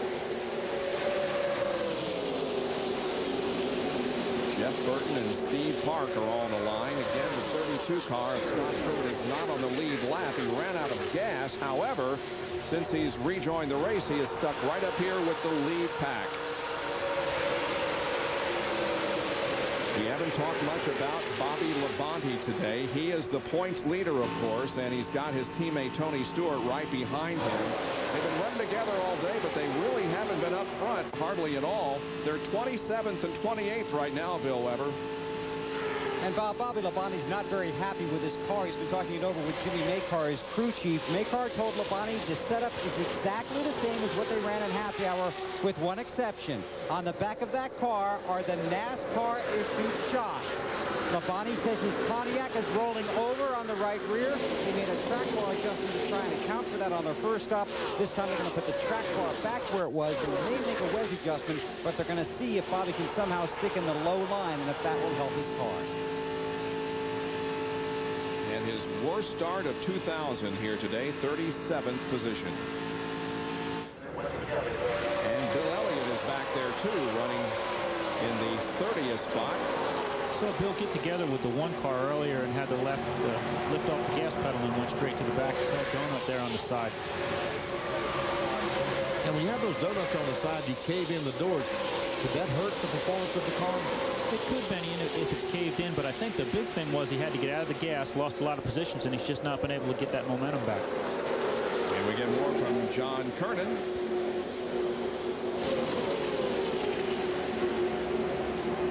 Bobby Hamilton just radioed in, said he had run out of gas. And you're also talking about Bill Elliott. After he had that little bit of contact with the one car and got pushed back to the edge of the field, he radioed his crew and said, well, I'm just going to sit here and ride for a little while. He says those guys in front don't seem to be pulling away. But as we look at Hamilton on the backstretch, just coming off of turn 2, he has a long, long way to coast. We don't know if he's going to make it, Benny. Will he? I think he's going to make it, but he's going to be at least 1, if not 2 laps down by the time he finally gets to his pits. Who said it, Bob? Did you say it earlier? You don't want to run out of fuel coming off turn 4 at the start-finish line? That's exactly what Hamilton did. We're getting close to scheduled pit stops, but I wonder if maybe they didn't get as much gas in that car as they thought, because they're a few laps short. Well, pit stops are being made. Here's Jerry. And Ray Evernham is exactly right. Michael Waltrip in about 6 laps before they would have liked to have pitted. They will change now left side tires. They've already changed right side tires, and they cannot make it. Repeat, they cannot make it the rest of the way from here. They will have to have one more stop as they completed. Get it full of gas. Michael stalls the car, now refires it, and is away. Well, Bobby Hamilton stopped on lap 54, and he ran 56 this time and ran out of fuel. 55 actually, so they had it pretty well figured that first time. And watch him as he just painfully coast off turn 4. Now he's probably down to 25, 30 miles per hour. What a sickening feeling it must be to know you had a car that was running up front and capable of winning, but now can only watch as the field streams by at 190 miles an hour and you are out of fuel. Well, there he is off corner number 4, but he has still not gotten to the entrance to pit road yet. He's going to lose 2 laps before he ever gets to his pits. Right now, Jeff Gordon, the leader, is going in turn 3. And he is still coasting, trying to get to his pit stall. He won't have to worry about breaking the pit road speed, will he? That's for sure. Well, he finally makes it to pit road as the leaders once again come off of corner number 4 and put him 2 laps down. Gordon remains the leader with Rusty Wallace and Dale Earnhardt running 2nd and 3rd. Here you saw Stacy Compton making, and Steve Park for some reason has stopped right in the middle of pit road. He must have missed his pit. Oh no. And he stops again. I can't imagine. The car has just stopped on pit road. Now the crew is running like they're going to go push the car. Possible he's out of gas? Well, it doesn't look like they changed. The right rear tire isn't new, so I guess they missed. And oh my goodness, he's sitting in the middle of pit road with some leaders coming down pit road. Again, thank goodness for spotters who will tell drivers that there is a car right in the middle of the pits stopped. All right, Rusty Wallace hits his mark. Dale Earnhardt also in the box as Bobby Hamilton finally rolls out. Here's Rusty Wallace's pit stop with the crew going to work on the right side of the Miller Lite Ford. Now switching over to the left side, changing all 4 tires to Bill Weber in Jeff Gordon's pit. Well, after a disappointing day in qualifying, Jeff Gordon started 36th, but he has worked his way to the front. This is a 4-tire stop. They've already got the rights on. The 2 is away down pit road. The 24 is going to be in a drag race with the 2, the 3, and several others, and a lot of traffic behind them. Bobby Labonte was coming to pit road. They told him at the last second to stay out. He'd already let off the gas. Now we'll have to come by next time. And here's a fine, Benny. That is a fine. There's no doubt about that. And Steve Park finally backs up into his pit stall. What that was all about, we don't know, but we'll find out for you. Meanwhile, Wallace gather speed as he comes out of the pits. He's got Jeff Gordon right behind him. Meanwhile, Ward Burton is on pit road in the crew cam. John Kernan. Ward Burton is in, second can of gas going in. They'll only take on right side tires this time. They took on 4 tires last time. They now have it down and away. 3,700. A track bar adjustment for Bobby Labonte. He's getting 4 tires and fuel. He had slowed to come down pit road when they told him Park's car was stalled. The spotter said stay out. He said I'd already committed to come down pit road, but he got back on the track but lost a lot of time. Not a good day for the current NASCAR Winston Cup points leader. Let's go down to Jerry Punch. What was wrong with Steve Park? As the crew came running back by us, Bob, out of breath, one of them said, apparently said we missed the pits and he was going to go around, but he's out of gas. He couldn't go anywhere. So the car just came to a rolling halt in the middle of pit road and he couldn't go forward or backward, couldn't back it up because the engine wouldn't fire. We came down and sprayed some ether in the car, got it fired, and got him back up to our pit. So unfortunately, we waited a little late to pit and we missed our pit, so a couple of mistakes cost us dearly. John Kernan?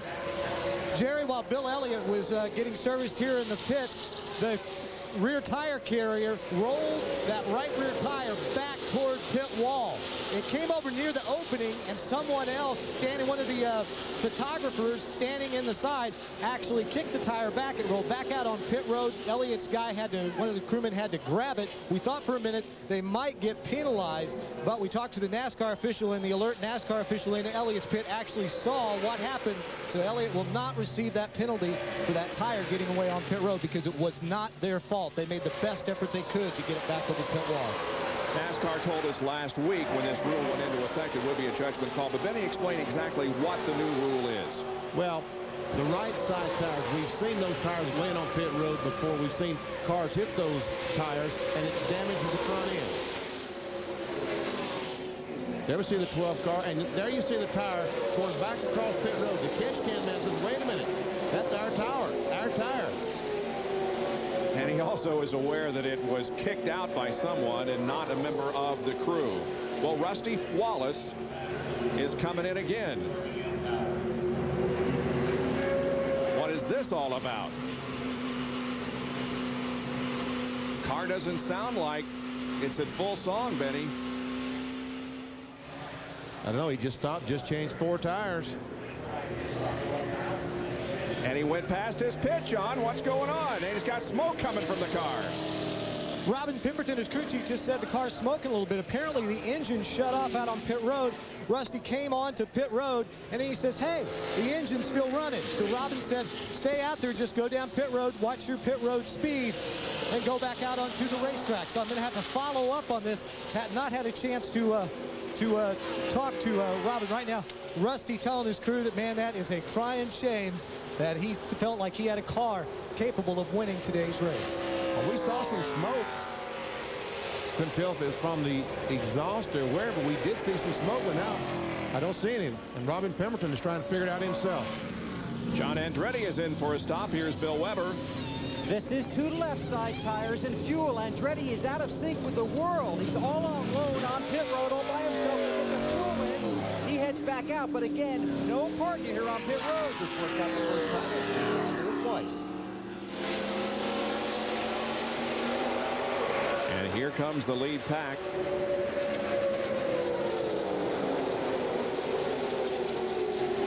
And Rusty Wallace makes it around to his pit once again, and he's going behind the wall, John.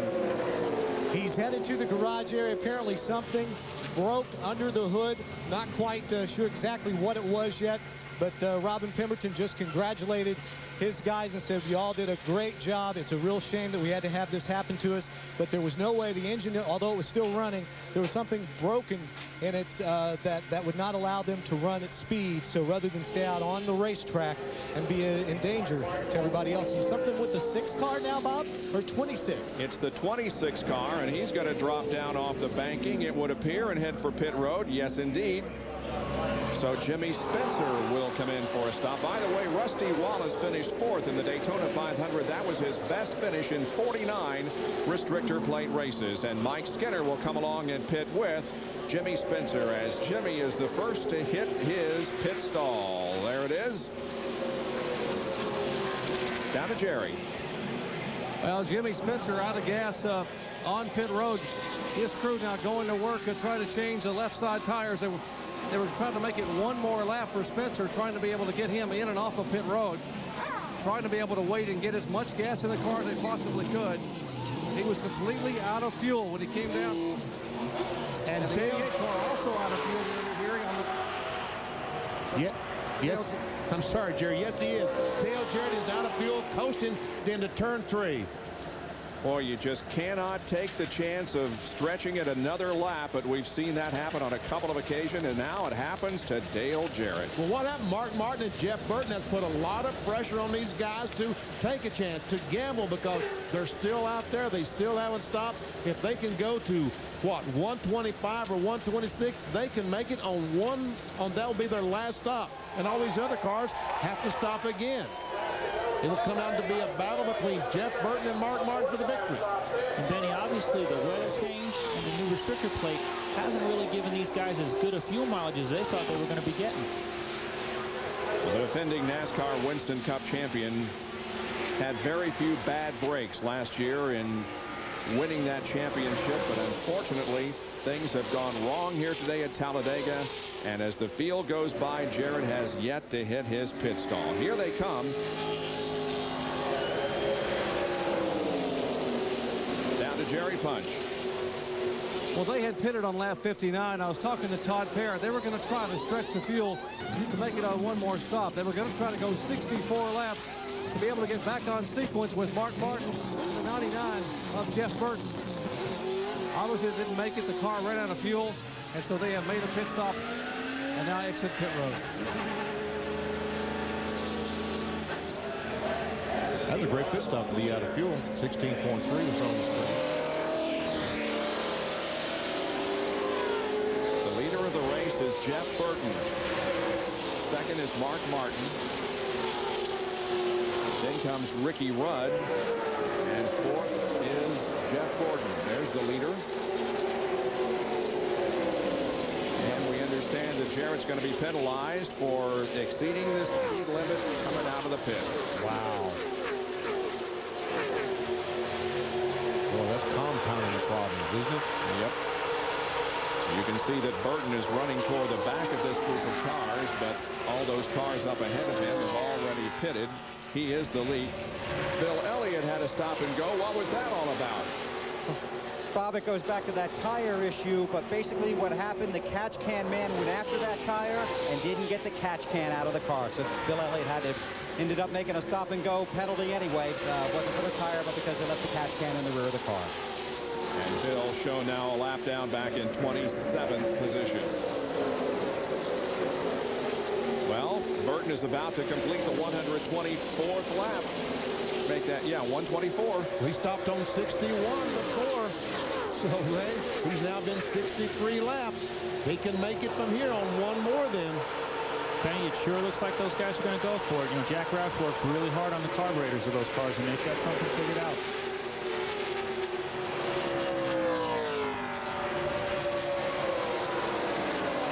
Now he begins to drop toward the bottom of the racetrack, and Jeff Burton will give up the lead here to make his second and what could be final pit stop of the afternoon.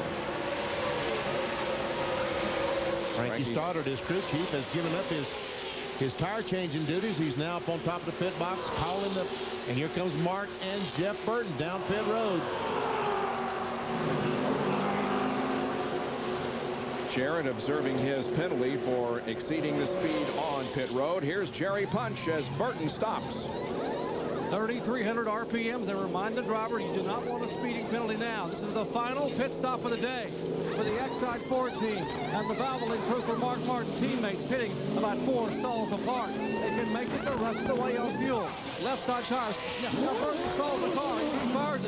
Martin is also down, so they will head back down pit road with the 6 car, then the 99 car in that order. So the Roush cars have made their pit stops. Mark Martin will lead Jeff Burton back out onto the racetrack. It will be interesting to see. They may have been on pit road for the final time this afternoon. Jeff Jeff Gordon now has the lead at Talladega. We'll be back after these messages and a word from our ABC stations. The Diehard 500 on ABC Sports, brought to you by Denny's, where you can check out our new product lineup. Kmart Route 66, jeans, clothes, it's not Main Street, only at Kmart.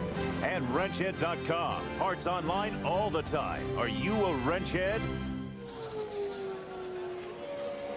Welcome back to Talladega Superspeedway. Next Saturday, Tom Sneva, Jack Root, and Vince Welch will be with you for the Indy Racing Northern Light Series, the Vegas Indy 300, Saturday live at 3:30 Eastern Time. We'll see whether Buddy Lazier can pull off another outstanding performance. He went from last to first at Phoenix. It's the final tune-up before the Indianapolis 500, and it's next Saturday here on ABC at 3:30 Eastern.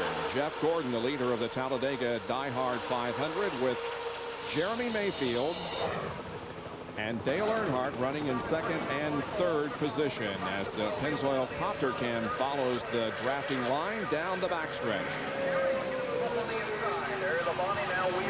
Well, we saw Rusty Wallace have the problem and drive right straight to the hauler. What is the problem back there?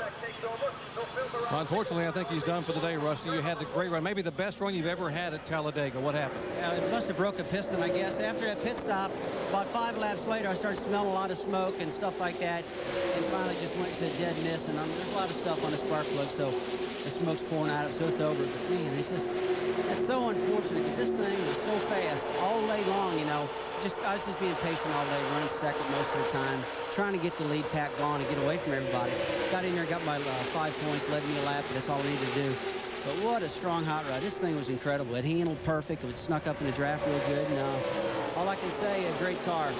I really think we could have won the race. I really do. Right there at the end, the pit stops were stellar all day long, and they kept giving me awesome track position. And we lost an engine, but you know what? That's about the only one we've lost in a long, long time, and I guess you do lose one every now and then. Now we've got a caution on the racetrack for Kenny Wallace, so we'll check in and see there. Sorry to have you out, Rusty. Kenny obviously is okay. He may have scraped the wall, though, enough to bring out the second caution of the afternoon and the first since lap 2. And, boy, all those plans that the cat in the hat Jack Roush came up with have all gone down the tubes, because now all of them can make it from here the rest of the way.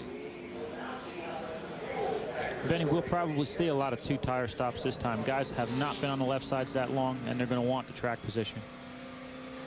Pace car picks up the field. Mayfield just behind the pace car, and Jeff Gordon right behind Jeremy. Well, we have had 10 leaders so far. Let's review them for you. Mark Martin has led the most laps, 52. Then Sterling Marlin with 21. Gordon and Spencer have each led 14, and so has Jeff Burton. Earnhardt led 5, Mayfield 4, Jarrett 4, Kenseth 2, and Rusty Wallace did lead 1 lap before giving it up for the day. And Bill Elliott was almost lapped. He was about 45 seconds behind the leader. It takes about 49 to get around the racetrack. And the caution flag comes out. He goes all the way around and makes up that 40-some seconds. There he is, catching up with the field. Well, the track crew is going to go out and check the racetrack while we're under this caution flag, and we will see some pit stops here in just a moment. And we'll see how many of these cars change 2, how many change 4. Now, there are 24 cars on the lead lap, and so that many are eligible to pit here as the pits come open. It looks like about 24 cars coming out pit road, too. Yes, it does. Coming down at 55 miles an hour. Dale Earnhardt stops at his pit stall. We'll throw to Jerry Punch. Triple split pits, 12, 24, and 3. Got a Ford and 2 Chevrolets. Earnhardt's crew changing right side tires. Let's go down to John Kernan. And Sterling Marlin overshot his pit stall. He still isn't. He's just getting gas to 12. Jeremy Mayfield takes right side tires and fuel. But Sterling Marlin, almost a critical error for him, pitting right behind Jeremy. Wow, a 7.6-second pit stop for Jeff Gordon.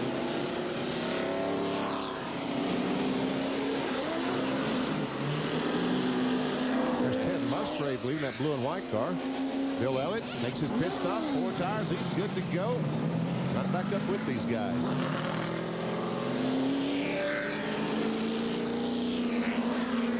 The 6 and the 99, Mark Martin and Jeff Burton did not stop. They pitted not too long ago, so they have elected to stay out there and get the track position. More from Talladega in a moment. An enthusiastic crowd of more than 170,000 have gathered here on this beautiful Sunday afternoon in Talladega, Alabama for the Diehard 500 NASCAR Winston Cup race. We are under caution here with 133 laps completed. Well, you know, technology has come a long way, but speeds actually here have slowed down. Here's a NASCAR 2000 moment brought to you by NASCAR Racers. Jerry Punch. When we talk about restrictor plate racing, and what are we really talking about? Well, what we're talking about is a restriction of air getting into the engine.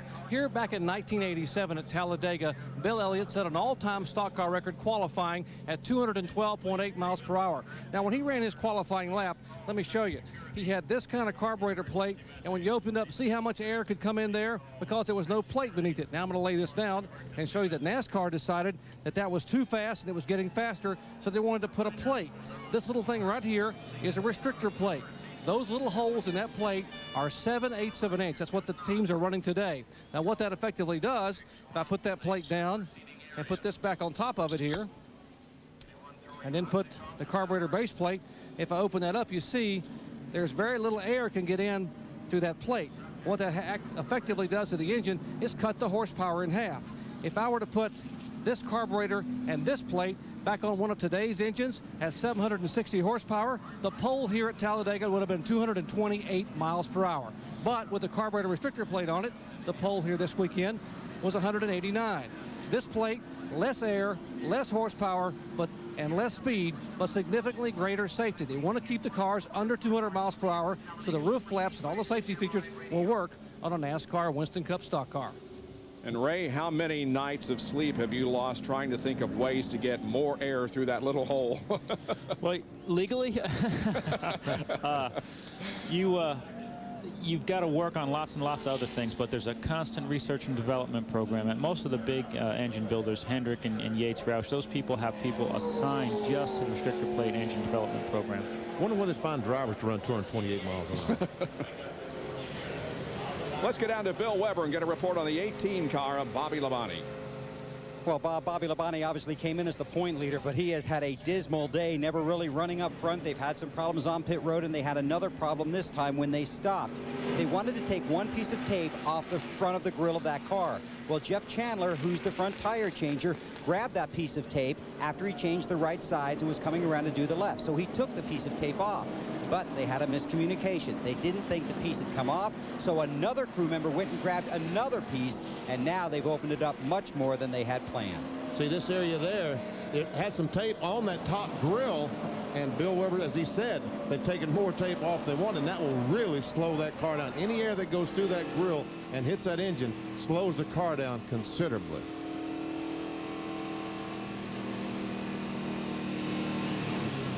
Still under caution, Mark Martin, Jeff Burton, Kenny Irwin is running in third position. Fourth is Mike Skinner, then Jeff Gordon, Jeremy Mayfield, Michael Waltrip, Sterling Marlin, Ward Burton, and Jimmy Spencer. Those are the top 10 as we are just about ready to get the green flag and resume this race on lap 136. I don't think we mentioned that Bobby Hamilton has also lost an engine in the Kodak Film Chevrolet. He is out of the race. He, Kenny Wallace, and Rusty Wallace. Go, go, go.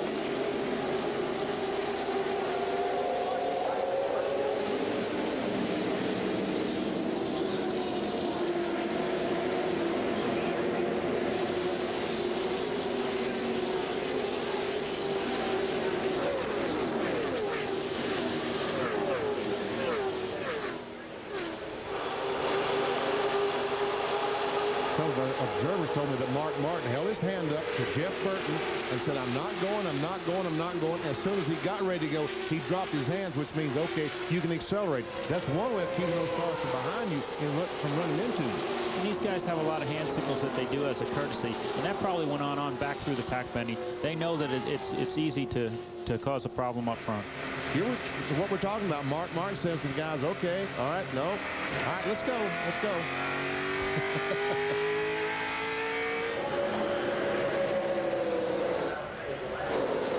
Mark will lead them down to complete lap. And Mike Skinner makes a move to the inside of Kenny Irwin for the third spot.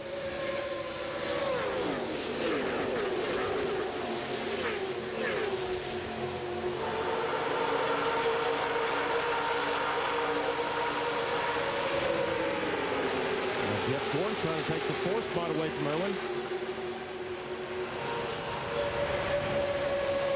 And Dale Jarrett, who ran out of gas, trying to get a lap back. He is just one lap down in the 28th position, so he needs to get up front. And hope there's another caution. And he's coming through. Well, he's got a terrific run going in that number 88. It's a blue car right in the middle of the screen.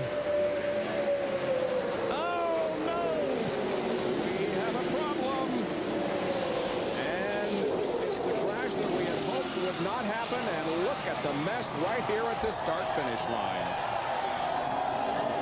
Too numerous to count. I mean, there's just nowhere to go. I saw the Bobby Labonte, our point leader, trying to get his car going. He's trying to drive back down the pit road the wrong way. Is that legal, Ray? Well, I'm not sure, Benny. They might penalize him for that.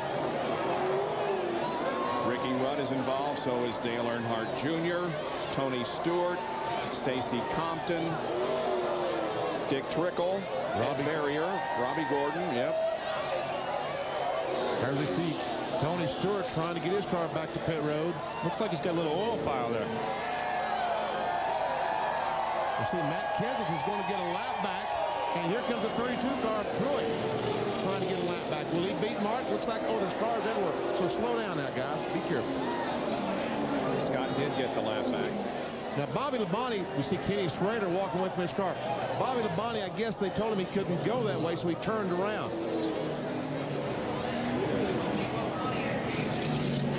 Well, Labonte's crew looks over the situation. Here comes Tony Stewart limping toward pit road with a bit of a fire there. And Ricky Rudd likewise has damaged in the left front of that car. Well, let's take a look at what happened. The cars were right in the tri-oval in front of the main grandstand when trouble broke out. The 32 car, right there is where the trouble's going to start. He makes contact with Robbie Gordon.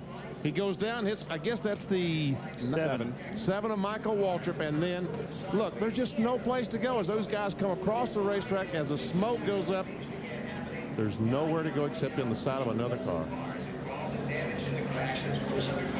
And from another angle, watch the contact between the tied car and the one running right beside it. Right there.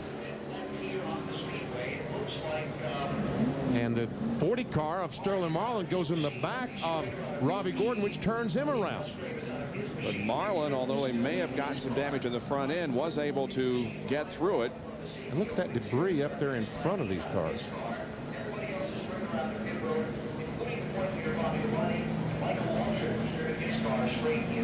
And from another angle,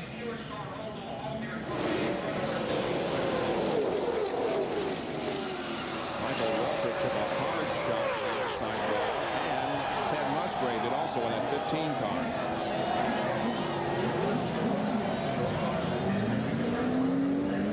All right, now we go on board with Michael Waltrip. And we'll just listen this time.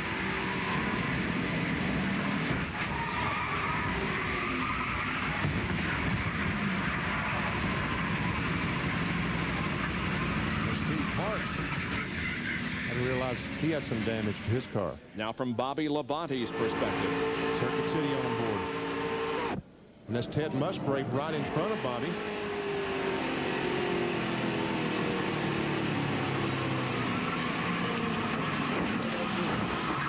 talk about a racetrack block. He's doing pretty good right till he got there, and it was totally blocked. Yeah.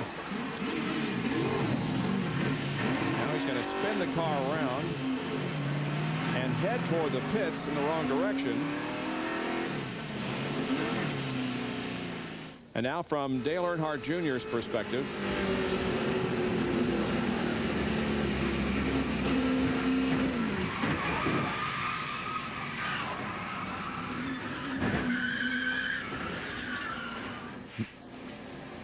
Now, folks, I think you understand what we mean by the big one. But we waited for over 135 laps before we had it. That's one reason you hate to see caution flags, because they always seem to breed more caution flags. Under caution because of a multi-car wreck at Talladega. We'll be right back. Well, it has happened here at Talladega, what we hope would not, and the tire marks tell the story. A huge crash right at the start-finish line involving at least 17 cars. Look at those skid marks.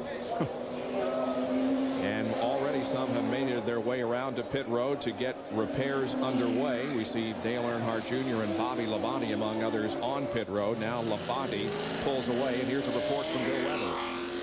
Yeah, he's going back out on the track, but he'll be back. He took a tougher hit than the stock market did on Friday, Bob. They've got numerous repairs to make to that, a lot of tape. They had to just check the toe. They're still working on that. They had a new nose down here. They cut off the right side of that. They're going to try and either pop rivet it or tape part of it to the right front of the car. So they've got tools down here. What they're basically trying to do now is protect as many points as they can. But Labonte will be back on pit road. Very damaged race car. It's been a very disappointing day. To Jerry Punch.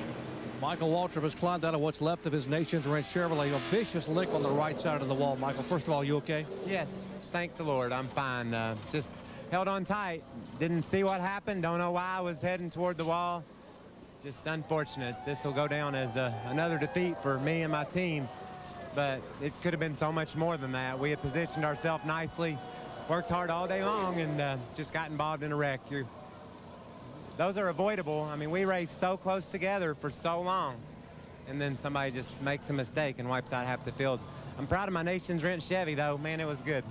If you look to our left here, the crew is working viciously or vigorously to get this car back on the racetrack, Michael.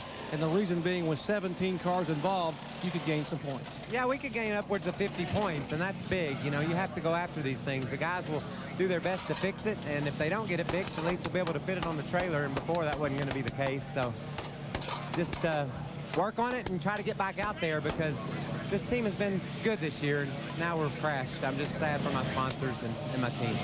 All right, Michael Waltrip's okay, but his Nations Ranch Chevrolet, well, it's going to need a lot of work to get back on the racetrack. Bob? Nothing to be ashamed of from that team, though. They were good until this happened. See, Scott Pruitt makes contact with Robbie Gordon, and there Michael Waltrip gets hit. He goes down through the grass, and then he comes back across the racetrack, and and then Robbie Gordon gets him again, turns him around, and it's too numerous to call from there on. There is Tony Stewart getting banged by Dick Trickle and others, and Bobby Labonte. Now on board with the driver who was the points leader coming into this race, but right now Mark Martin is on top of the standings. Here's how Bobby got involved. There was absolutely nowhere to go. When there's that much smoke and that many cars, it's just unbelievable. You have very, very little chance of getting through something like that. And yet another angle. We see Michael Waltrip taking a shot down there at the bottom of the track, then sliding up and hitting the outside wall very hard, while others are just collected as they head down toward the start-finish line.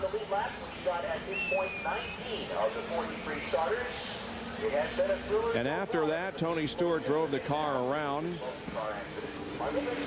got so far, and decided that he would bail out. There is a fire burning at the front of the car. Pretty good reason. Yeah. I think I'd be getting out too. Stewart just sits down and regains his composure. He took a hard shot in that wreck. Well, that's the situation as the cleanup now is underway with 142 of 188 laps completed. More after these messages and a word from our ABC stations. Back at Talladega Superspeedway in Alabama, where the Diehard 500 is under caution. You can see this expansive layout here, which is located east of Birmingham and west of Atlanta, Talladega, Alabama. These shots courtesy of the Pennzoil Copter Cam. Well, the fans gathered here have seen a huge crash. Let's take a look at the cars involved in it. Some 17 became entangled in the mess, including the points leader going into this event, Bobby Labonte, and his teammate, Tony Stewart. Going to be a long list here. We won't attempt to read every one of them, but as you can see, the pit crews now are very busy on some of these cars, trying to get them back into some reasonable shape that they can go out and at least complete a few more laps and perhaps move up a couple of positions in the standings. One of those involved in the accident was Kenny Schrader. Jerry? Kenny out of the car. He looked to be okay. What was your view of what happened down there?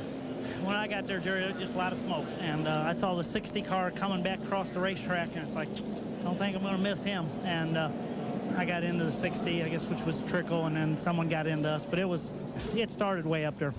Your M&M's Pontiac is now an M Pontiac. Part of the other M has been ripped away. The crew over there working on it. Any shot of you getting back out with you 14th in the points? I'm sure if it's any way possible. I fired it. I mean, it never shut it off. I kept it running, but looked down, didn't have any oil pressure, so I shut it off.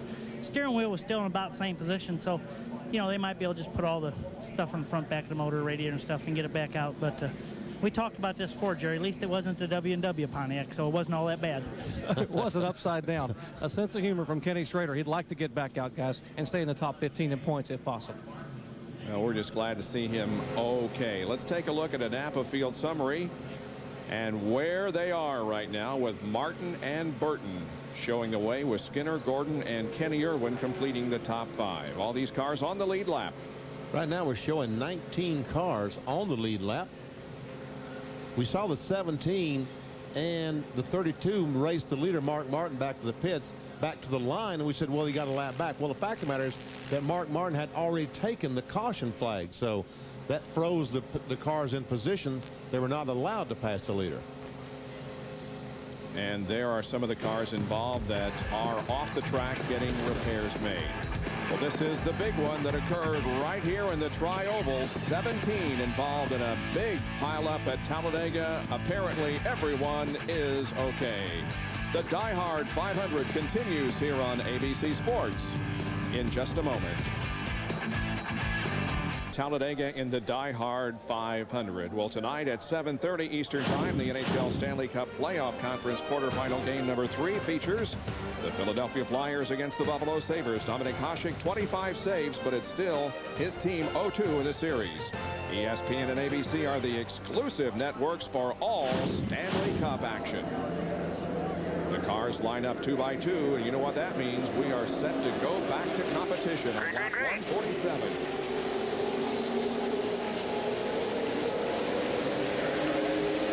Two Jack Roush cars with Mark Martin, Jeff Burton will lead them down. A couple of Chevrolets of Mike Skinner, Jeff Gordon. And Kenny Irwin, another Chevrolet in 5th.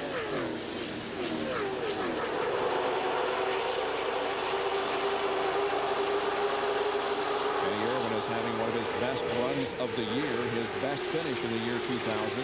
He finished 14th rather, at Daytona. There on the bottom side of the track. He is the first car lap down in 20th spot. All those up on top are on the lead lap, and included in those a lap down Dale Jarrett, who's 21st. Jerry Punch is with Tony Stewart, another one of those involved in the big wreck. Tony, a very, very hard lick. Good to see you climb down to the car and are okay. You see what happened out there from your vantage point? Just a bunch of cars got collected in front of us. The biggest thing, I feel bad for Bobby because I couldn't, keep him from getting hit. But, the guys are working on our Home Depot Pontiac and trying to get it put back together where we can at least go out and try to get some more laps and, maybe get a couple spots on the guys that are still stuck here in the garage. So just trying to watch and see how Bobby ends up with this thing, and hopefully we can stay up front and at least get some more points to try to salvage his pennant lead. All right, Tony Stewart sitting here. He's changed clothes, but hoping to be able to get back on the racetrack. And another spin. This off turn number 2 Ricky Rudd sliding around at the apron of the racetrack. Right now, there is no caution. The left rear tire is flat on that car, we see, and now the caution flag does wave. Now here comes DJ. Can these guys get, where's DJ? He and Ken's are too far back. Yeah, they're about, what, 8th in line back there, so they will not get a lap back. But the battle is on for the lead of Jeff. They were 4 abreast at the line. I think Mark Martin backed off to let Kenseth maybe and Dale Jarrett get a lap back. And those guys behind him would not have anything to do with that. Talking about Jeff Burton, Mike Skinner, and Jeff Gordon. He said, hey, if he's going to back off, we're going to pass him. There is a gentleman's agreement not to pass each other, race back to the line, but sometimes that doesn't work. Didn't work last week at Martinsville, Benny. I don't think it's working here today. No, not working too good. Here it is. As they went to the line, they're going to be 4 deep. And I don't know who wins. I guess, wow, I guess Mark Martin does barely beat Jeff Gordon to the line, and Skinner and Burns probably a tie for 3rd. In any case, none of those a lap down did get a lap back. So the second caution flag here on concession has slowed the pace at the Diehard 500. Back in a moment. Out our 3rd overall caution of the day here on lap 149 at Talladega. We told you about the hockey game at 7:30 tonight on ESPN2. Well, next Sunday, the Stanley Cup playoff continues with quarterfinal action. Check your local listings or log on to abcsports.com for the game in your area. You'll see it next Sunday live at 3 o'clock Eastern, 12 Pacific on ABC, home of the Stanley Cup. Bobby Labonte comes out of the pits once again. He's made numerous pit stops trying to get that car taped up as much as possible so he can complete the race. That thing looks like a refugee from the junkyard, doesn't it? Well, they'll keep working on that to get that body as aerodynamic as they can. NASCAR will make him maintain a minimum speed or they'll park him. Right now, he's still on the lead lap. If they were to park him for not being able to go fast enough, he'd lose 10 to 12 spots. And Bill Weber has more. And we just checked down here, double checked, Ray. That should be a lap time of 58.90 is the minimum speed that these cars have to turn here at Talladega. 58.90. If Labonte can't maintain that, they will park him. Jerry. Ricky Rudd back on pit road. Apparently they had tried to repair a front fender from that previous melee involving 17 cars, and that was the offending factor that cut a tire that caused him to spin a moment ago and produce this caution flag. Ricky Rudd back on pit road trying to get all 4 tires back on the car. The fender is pulled back away so he gets to take the go forward back on the racetrack. Let's check in with John. Sterling Marlin, who led some of the middle portions of this race, got into the back of someone during the big wreck and damaged the right front of his car. They had to use a hammer, beat down the hood on the right side, and also around the grill, they had to tape it up because there was a hole going up under the hood. So I talked to Scott Eggleston, his crew chief, to try and find out how much that would affect the car. Scott just shook his head. He says, I'm not really sure how much it's going to hurt the car aerodynamically. To Bill Weber. John, during that previous caution for the big wreck here on the front stretch, several cars came onto pit road, but 7 cars did not. The 6, the 99, the 31, the 24, the 42, the 22, and the 26 did not pit. Johnny Benson was the first guy that came on the pit road that went out and followed those 7 cars around the track. There was some concern about whether those cars that did not pit had run through debris on the track. But now under the caution, most of the crew chiefs have confirmed with their drivers that their tires do feel fine. So with 19 cars still on the lead lap, we are set to go back to racing. Once again, this will come out on lap number 152. So Sterling Marlin's grill. Ray, do you think he can get enough air through that thing to cool the radiator? Looked like he'd knocked the grill back on that 40 car. We'll have to check that out. The more it lays back, the harder it is to get air in there, Benny.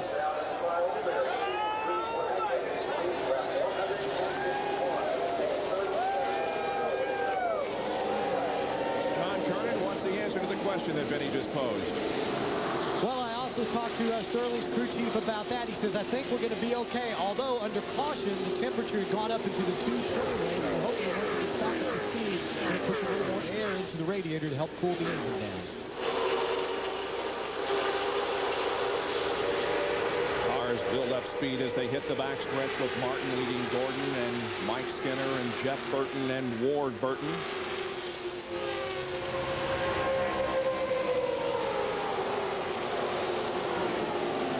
Now Jeff Burton goes to the high side of Mike Skinner, trying to take away the third position. His brother decides not to go up there but stay behind Mike.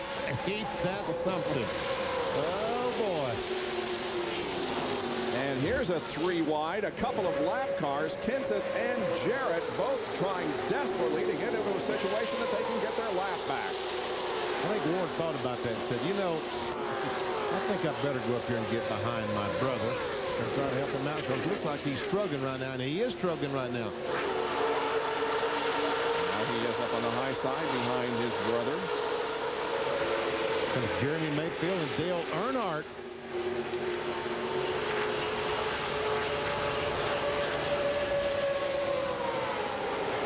Mayfield will go to the middle lane now, up behind Jeff Gordon.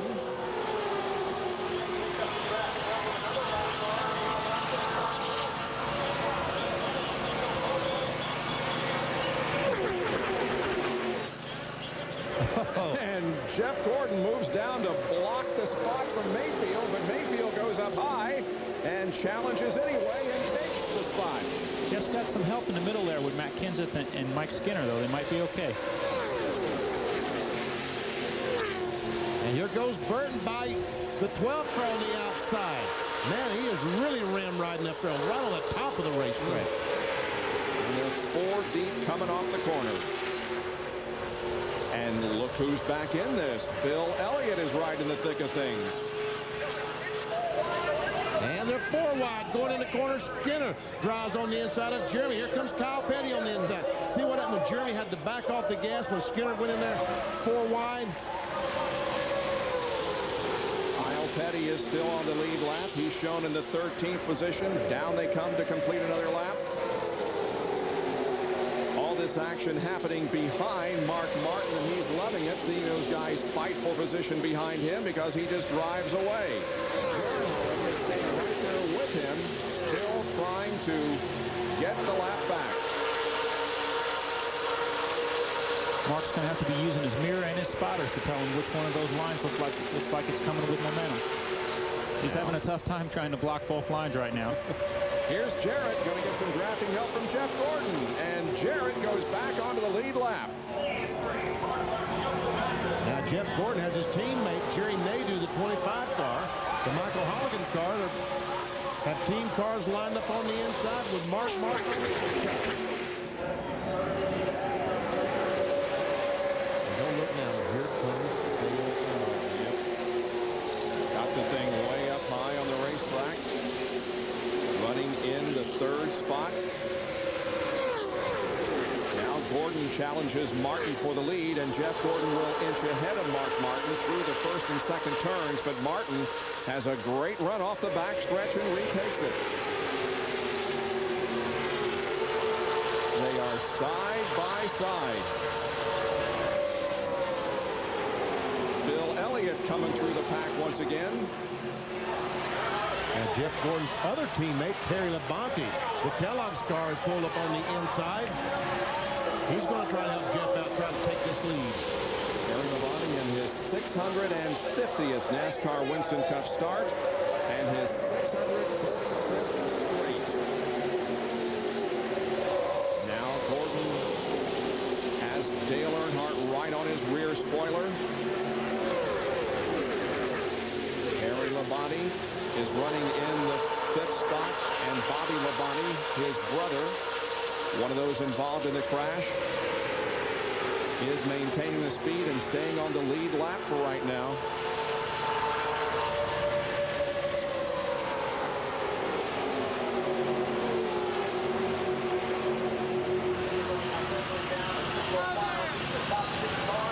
They continue to run 3 wide back of those running up front.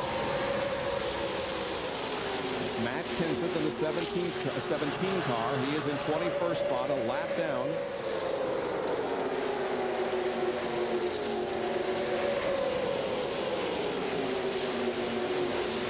Looks like Bobby Labonte this year. So far this year, it seems like the Bobby has kind of had the charm life, because after all that damage and the crash he had, he's still on the lead lap, currently in 17th position, and the car is running well enough to maintain that position. Yeah, he's running with Robert Presley and Dave Blaney and Joe Nemechek.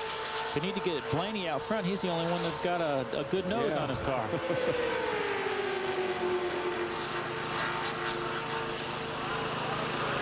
Back up front. Martin continues to hang on to the lead. That 97 car, the John Deere car of Chad Little, is back in the 26th position, 3 laps down. Oh, Gordon looking high, looking low, looking up high. Now pulls alongside Mark Martin, gets a good run again through the first and second banking, and inches ahead as they hit the backstretch. Dale Earnhardt will come along in second position. Now we've got 3 Jack Roush cars lined up on the inside. Mark Martin, Jeff Burke, and Chad Little. Chad Little is the only one not on the lead lap. He's in 26th spot, 3 laps down.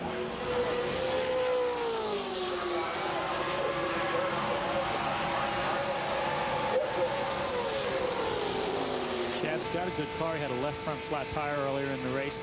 Put him 3 laps behind. On board with Mark Martin, 159 laps are now completed. There are the top 5. Back after these messages and a word from our ABC stations. Just a little past 4 o'clock Eastern Time. We welcome you back to Talladega Superspeedway. We've completed 162 of 188 laps in the Die-Hard 500 NASCAR Winston Cup race, and Jeff Gordon no longer has the lead as Mark Martin brings Kenny Irwin and Ward Burton with him. Now Dale Jarrett is the lead car, but he is at the tail end of the lead lap.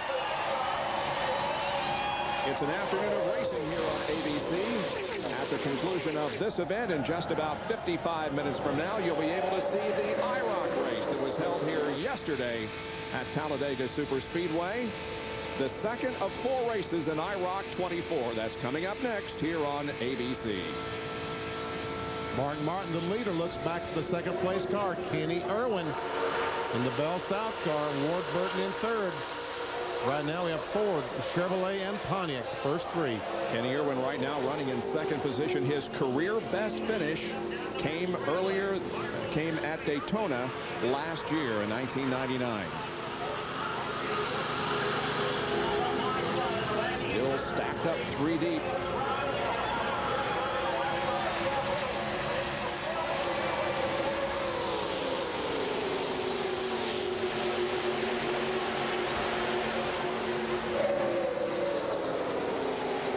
Jeff Gordon and Bill Elliott running together, contesting the 5th position. Bill started at the outside of the front row, fell back to as low as 40th, and currently runs in the 6th spot.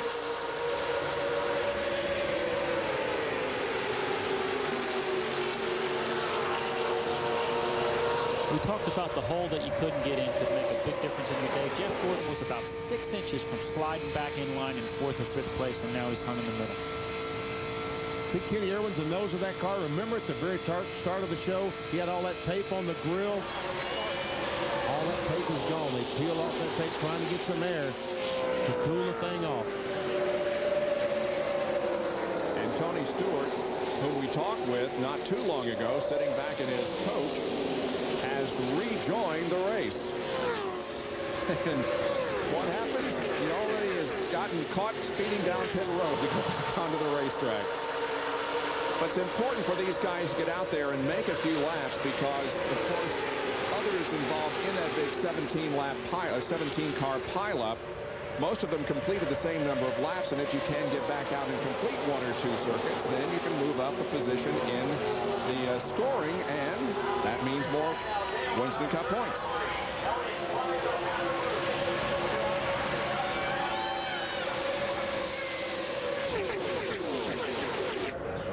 Look how quickly things can change. Kenny Irwin was second just a couple of laps ago, and now as they come down and cross the line, he'll be shown in the 6th spot. We've got Mike Skinner, Sterling Marlin, Jeff Gordon, Johnny Benson, all these cars side by side. Here's Benson getting a great run. I thought he had a great run on the 31 car. Mike Skinner did not work out. Benson finished 12th in the Daytona 500, led 39 laps at that race. And now Ward Burton is going to get hung out and lose positions. Dale Earnhardt has moved into second spot. Here comes our pole setter, Jeremy Mayfield. He's currently in fourth. Talk about that Mobil 1, number 12.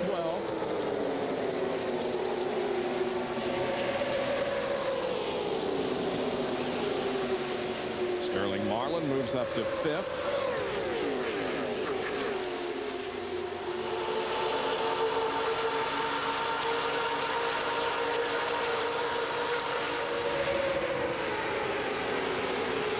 Often we see the cars get strung out and get in single file formation, but literally since the drop of the green flag we have seen these huge packs of cars. Of course now it's much smaller, but still we've got about 19 cars running right together. Here's Jerry Punch. A moment ago, Mark Martin radioed and told his spotter to tell the 88 spotter, Dale Jarrett, to stay on the bottom of the racetrack. In other words, if DJ stays on the bottom of the racetrack, Mark will stay there because the 88 car in front of him helps him in the draft and keeps the 3 behind him. So Mark Martin will stay in line behind the 88. If the caution would fly, the 88 would get back on the lead lap. So he told DJ to stay on the bottom of the racetrack. Jarrett's reply, I'll stay right here. I appreciate the help. Bill Elliott has quietly and patiently worked his way back to the front of the pack, currently sitting in the 3rd spot. That's the same car that finished 3rd in the Daytona 500 earlier this year and also won one of the qualifying races. The crew tells me they have not tested with that car since then, but they have been to the wind tunnel and massaged the body a lot. They say the car is the same as it was at Daytona, only better. Well, it isn't going to be too long. We got less than 20 laps to go. Mark Martin is leading, has clinched the 5 bonus points for leading the most laps in this event, and that's the 9th consecutive race that a different driver has led the most laps in the year 2000. We'll be right back. The Diehard 500 in its closing laps. 172 complete of 188, and the leader of the race is Mark Martin, followed by Dale Earnhardt and Bill Elliott. Completing the top 5, Jeremy Mayfield, who was our pole sitter, and the 31 of Mike Skinner. On board with Mark Martin, looking back on Earnhardt. Last lap, all top 6 cars were in excess of 190 miles an hour. The fastest was Kenny Irwin at 191.8. Kenny Irwin won't be the fastest this time because he has Jeff Gordon alongside of him as they battle for that 7th position, 6th position. I was right to begin with, 7th. And they were just side by side long enough to let those other guys catch up to them. They were out a little bit on them, ran side by side. The other pack caught them.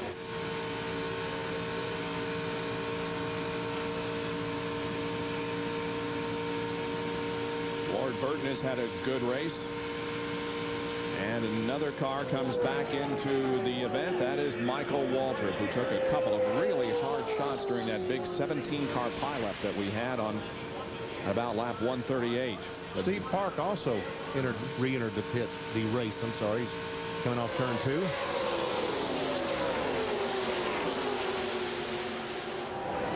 Ward Burton in the Caterpillar car looking for a place to go. Goes on the upside of the racetrack. I think he's getting shuffled to the rear as we speak. Jerry Punch has more on this cooperation that is going on between Mark Martin and Dale Jarrett. Well, as much as Dale Jarrett would like to be able to stay on the lead lap and have a caution and be able to come back and have a shot, he radioed to show the sportsmanship that DJ has. He radioed a moment ago through his spotter to Mark Martin and said, ask Mark if I'm hurting him. If I'm hurting him, I'll get out of the way. I'll be happy to get out of the way. Mark Martin's reply, nobody, stay right where you are. Stay on the bottom of the racetrack. I'm using you to hold that 3 car off behind me. You're doing a great job. Stay put. Now here comes Jeremy up on. Oh, a spin down on pit road. Dave Blaney smacks the inside wall on pit road. Wow. Man. Sure. We saw him once before. Yes, we did. He had to go to the grass when he came in earlier to a pit stop. And now hits the wall. There will be no caution. Now Earnhardt has been shuffled back to about 4th or 5th spot. Skinner has moved up to 3rd. Sterling Marlin 4th. And here comes Jeff Burton with a great run. Boy, contact there between Burton and Earnhardt. They traded paint at the end of the backstretch. We'll put Jeremy Mayfield, the pole sitter, up into 2nd position now. And here is the incident involving Dave Blaney. Once again, he comes in too hot, gets that right rear in the grass, and look out, NASCAR inspector. Well, he goes by him. Okay, look out, guys. Look out, guys. And I believe everyone did look out. Well, let's hope that we saw some debris bounce over the wall. Let's hope that nobody was hurt by that incident involving Dave Blaney. If I'd have been down there, I'd have gotten hurt trying to get out of the way. Absolutely. Oh, here goes Jeremy for the lead. Go. Mayfield looks up to the high side of Mark Martin, but cannot make it work. Mark Martin retains the lead.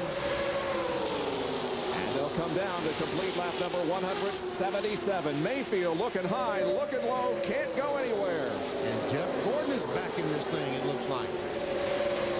Got shuffled back a few positions a few laps ago, but now comes right back up to bat alongside Sterling Marlin for 4th. Hung on the outside there again.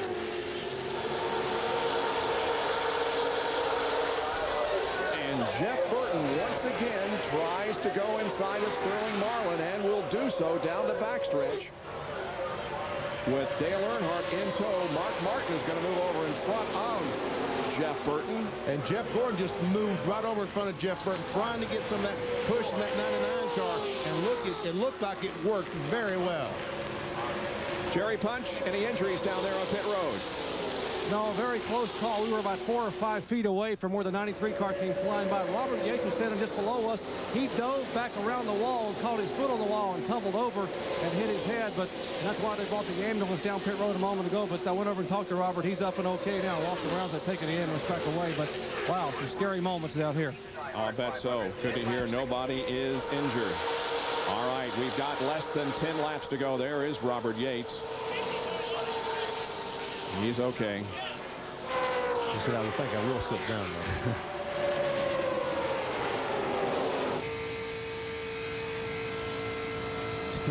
10 laps to go, and Jeremy Mayfield has a fast race car.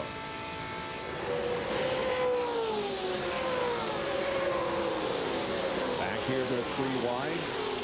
Jeff Burton, Terry Labonte, and Jimmy Spencer. Here comes John Andretti down to the low side of Johnny Benson.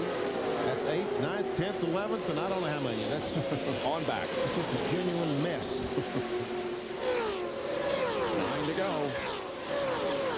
And Elliott, who was up there amongst them a few laps ago, now is at the back of this group, back in 16th position.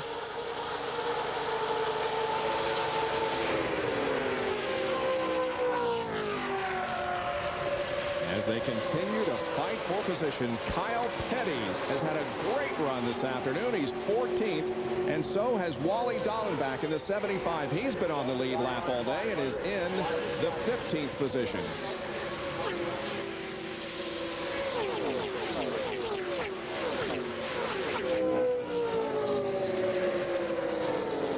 You know, this is just, it's amazing how things work out in this business.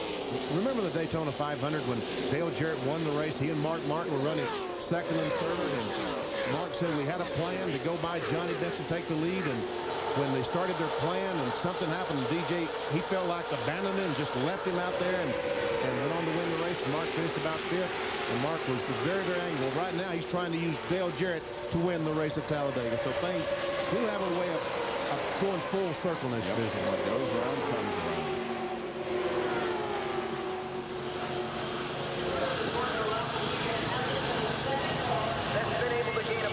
The 32 and 17 are racing for position. They're racing for the 18th and 19th spot, 1 lap down, talking about the 17th of Kansas and the 32 off through it. And the 25 of Jerry Nadeau is also in that battle. 18th, 19th, and 20th.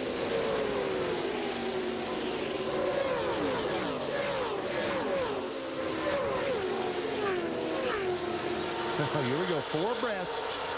Dallenbach just drives to the inside of Kyle Petty and starts to move up in front of him, but he doesn't have him clear.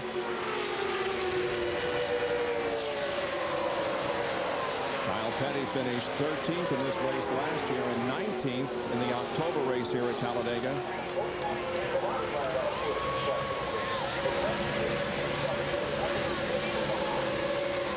Meanwhile, back up front, it's still Mark Martin maintaining the advantage on Jeremy Mayfield, but everybody is trying to get in a better position. Now Jeff Gordon upside of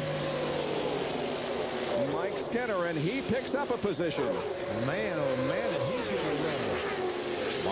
Jeff Gordon now moves to 3rd spot behind Mayfield and Martin. With Skinner back in 4th and Kenny Irwin in 5th spot. And again, the shuffle is on down the backstretch.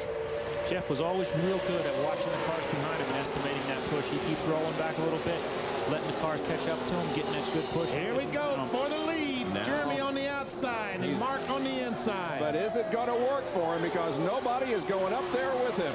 And Jeff Gordon trying to go on the inside. He's on the apron of the racetrack. Here they come to the line. It's going to be Gordon. He's got Skinner right behind him. And Jeff Gordon takes the lead here at Talladega with 6 laps to go. And look there, still Kenny Irwin on the bottom. 4 wide for 2nd position.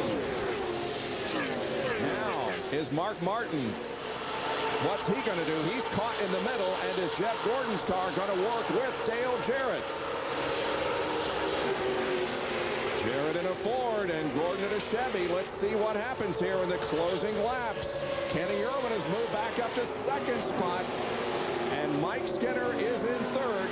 2nd and 3rd position. They've never won a NASCAR Winston Cup race. They're coming down with 4 more laps to go. Jeff Gordon trying to end a winless streak.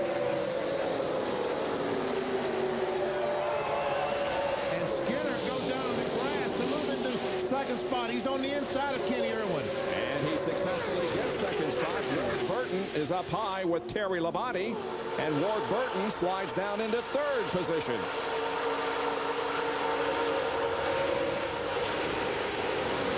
Here they go. Jeff Gordon goes down to block the advance of Mike Skinner. Skinner rolling back to get that push off of the 22. Side-by-side battle for 4th position. Mike Skinner looks like he's got a good run coming off corner number 4. We'll see what he can do. And there's Mark Martin and Dale Earnhardt running in the middle of this pack now. Well, Skinner can't make an advance here. They're going to come down and complete lap number 185. We've got 3 to go at Talladega. And here comes Jimmy Spencer. Remember this Kmart Ford? He went so strong earlier today. He's fought his way back. He's now to about the 7th or 8th spot. Well, here comes Earnhardt. That's going to slow the progress. And here they go. Irwin trying to get on the inside. Can't make it. Man, oh, some contact between the 31 and the 24. Now, TJ moves over and says, let these guys go and figure out who's going to win this thing. He says, gentlemen, battle it out for yourselves, but we'll leave it all to you. All right, Gordon. Now looking at just 2 laps to go. Everybody stays in line, and Jeff Gordon takes about a 1-car length advantage over Skinner. Jeff Burton will head for the high line. Let's see who goes with him. It'll be Spencer. Wow. Who will win it, ladies and gentlemen? Take your pick. Again, Kenny Irwin down to the inside. Jeff Gordon, the 24 car, has won, what, 49 races? The 31 car of Mike Skinner has never won a race. I'm talking about a NASCAR Winston Cup points paying race. Yep.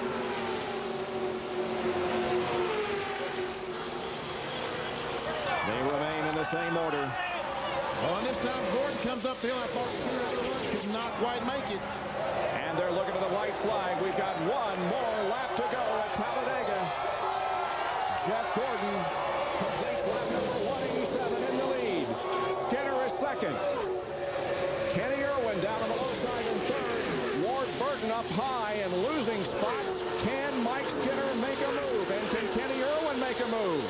They're down the back stretch for the final time. Gordon keeps the car low on the racetrack. Nobody makes a move yet. Will anyone make the move before they hit the start-finish line? Now Kenny Irwin looks to the inside of Mike Skinner. Nothing going there. Dale Earnhardt is up on the high side. In the battle for third position. He's got a good run up there. Remember what Mike Skinner said? He'd wreck his mother to win a race? Let's see what happens. Gordon has the lead as they come down through the tri-oval.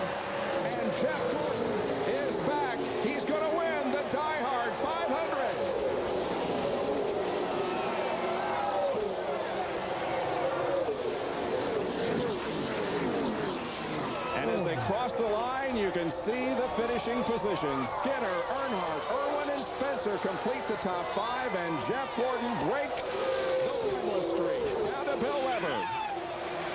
Well, Robbie Loomis has been on top of the pit box, swarmed by his crewmen, by John Hendrick. Handshakes all around. A very, very happy moment down here. Congratulations on winning at Talladega. Jeff Gordon's 50th career win comes with Robbie Loomis as crew chief. I tell you what, Jeff's really tough competitor, and you know, I knew coming in this deal it was going to be tough. We've been through a lot of ups and downs. Brian Weitzel did a great job with the car, and Randy Dort and Charlie Seegers with the engines. Just an awesome job by the pit crew today. You know, we've gone up and down, but I'd like to dedicate this win for Lee Petty and my folks at home too. Congratulations. See you in victory lane. An emotional win for Robbie Loomis. His first as crew chief for Jeff Gordon, the 9th different winner this season, and he comes from deeper in the field than anyone to win in history. 36 to first. Jeff Gordon and the new Rainbow Warriors are back. They have watched their driver take the checkered flag here this afternoon in Talladega, and they have seen Jeff Gordon win his 50th NASCAR Winston Cup event and breaks a 14-race losing streak that dates back to last October at the Lowe's Motor Speedway in Charlotte. Let's go to victory lane. Our McDonald's Winner's Circle interview. Here's Dr. Jerry Punch. And listen to this crowd of 170,000. Jeff Gordon gets out, hugs his wife, Brooke. Tears of joy. They have wanted this one. They have struggled this year. Their first top 5 coming last week in Martinsville. Will climb back up here, giving John Hendrick a big high five. A big cold swig there. Jeffrey, congratulations. Outstanding effort. But, wow, those final laps were something. Man, I tell you what, first I just want to thank God. You know, we've overcome a lot of things, and you know, this team just never lost faith in themselves and God, and that's the only thing that got us through this, and I just thank him for all those things. But this team and this crew chief, Robbie and Brian Weitzel, these guys just did an awesome job. I tell you, you know, we qualified horrible, but the second we got out there on the racetrack, the DuPont Chevrolet was really, really good, and I told these guys we can just stay out of trouble, you know, and be real patient. We'll work our way to the front, and it took a while. I tell you, I was getting frustrated back there in the back for a while. I'd come up a few spots and go way back, and once I got to the top 10, I tell you what, this thing was just incredibly fast. Mark Martin, very strong. A lot of people doubted anyone could handle him today. Well, you know, when it starts shuffling up like that towards the end, you start getting some big pushes, and you know, I learned from the best, Earnhardt, and I didn't want to see him come up through there because he's the toughest guy there is to race with at these places because he's so good with the air. And I learned a lot of things from him. They paid off today, but can't do it without this great car. And all of our sponsors want to, again, thank DuPont Automotive Finishes and Quaker State Pepsi, Kellogg's, GMAC, Chevrolet, and Goodyear. Jeffrey, a landmark 50th career victory. Go celebrate. I will be. I'll tell you what, I can't wait for the weekend off, and we got one coming up. This has just been quite a blessing. I tell you what, to get back in victory lane, it feels awesome. For it to be 50 and such a great day, I tell you, it is emotional. It's sending chills up my spine right now.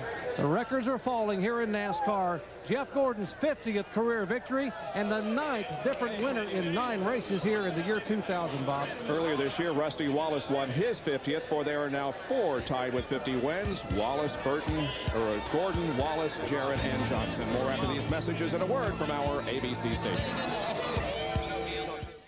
The biggest news in Diehard 500. That's right, the Rainbow Warrior back in the winner's circle for the first time this season. First of all, to the end. Back at Talladega Superspeedway in Alabama, where Jeff Gordon has won today's Diehard 500. The margin of victory, 1900ths of a second in the last 5 Diehard 500s going into today. The average margin of victory was 1700ths of a second, so today was just about average. Let's go down to John Kernan.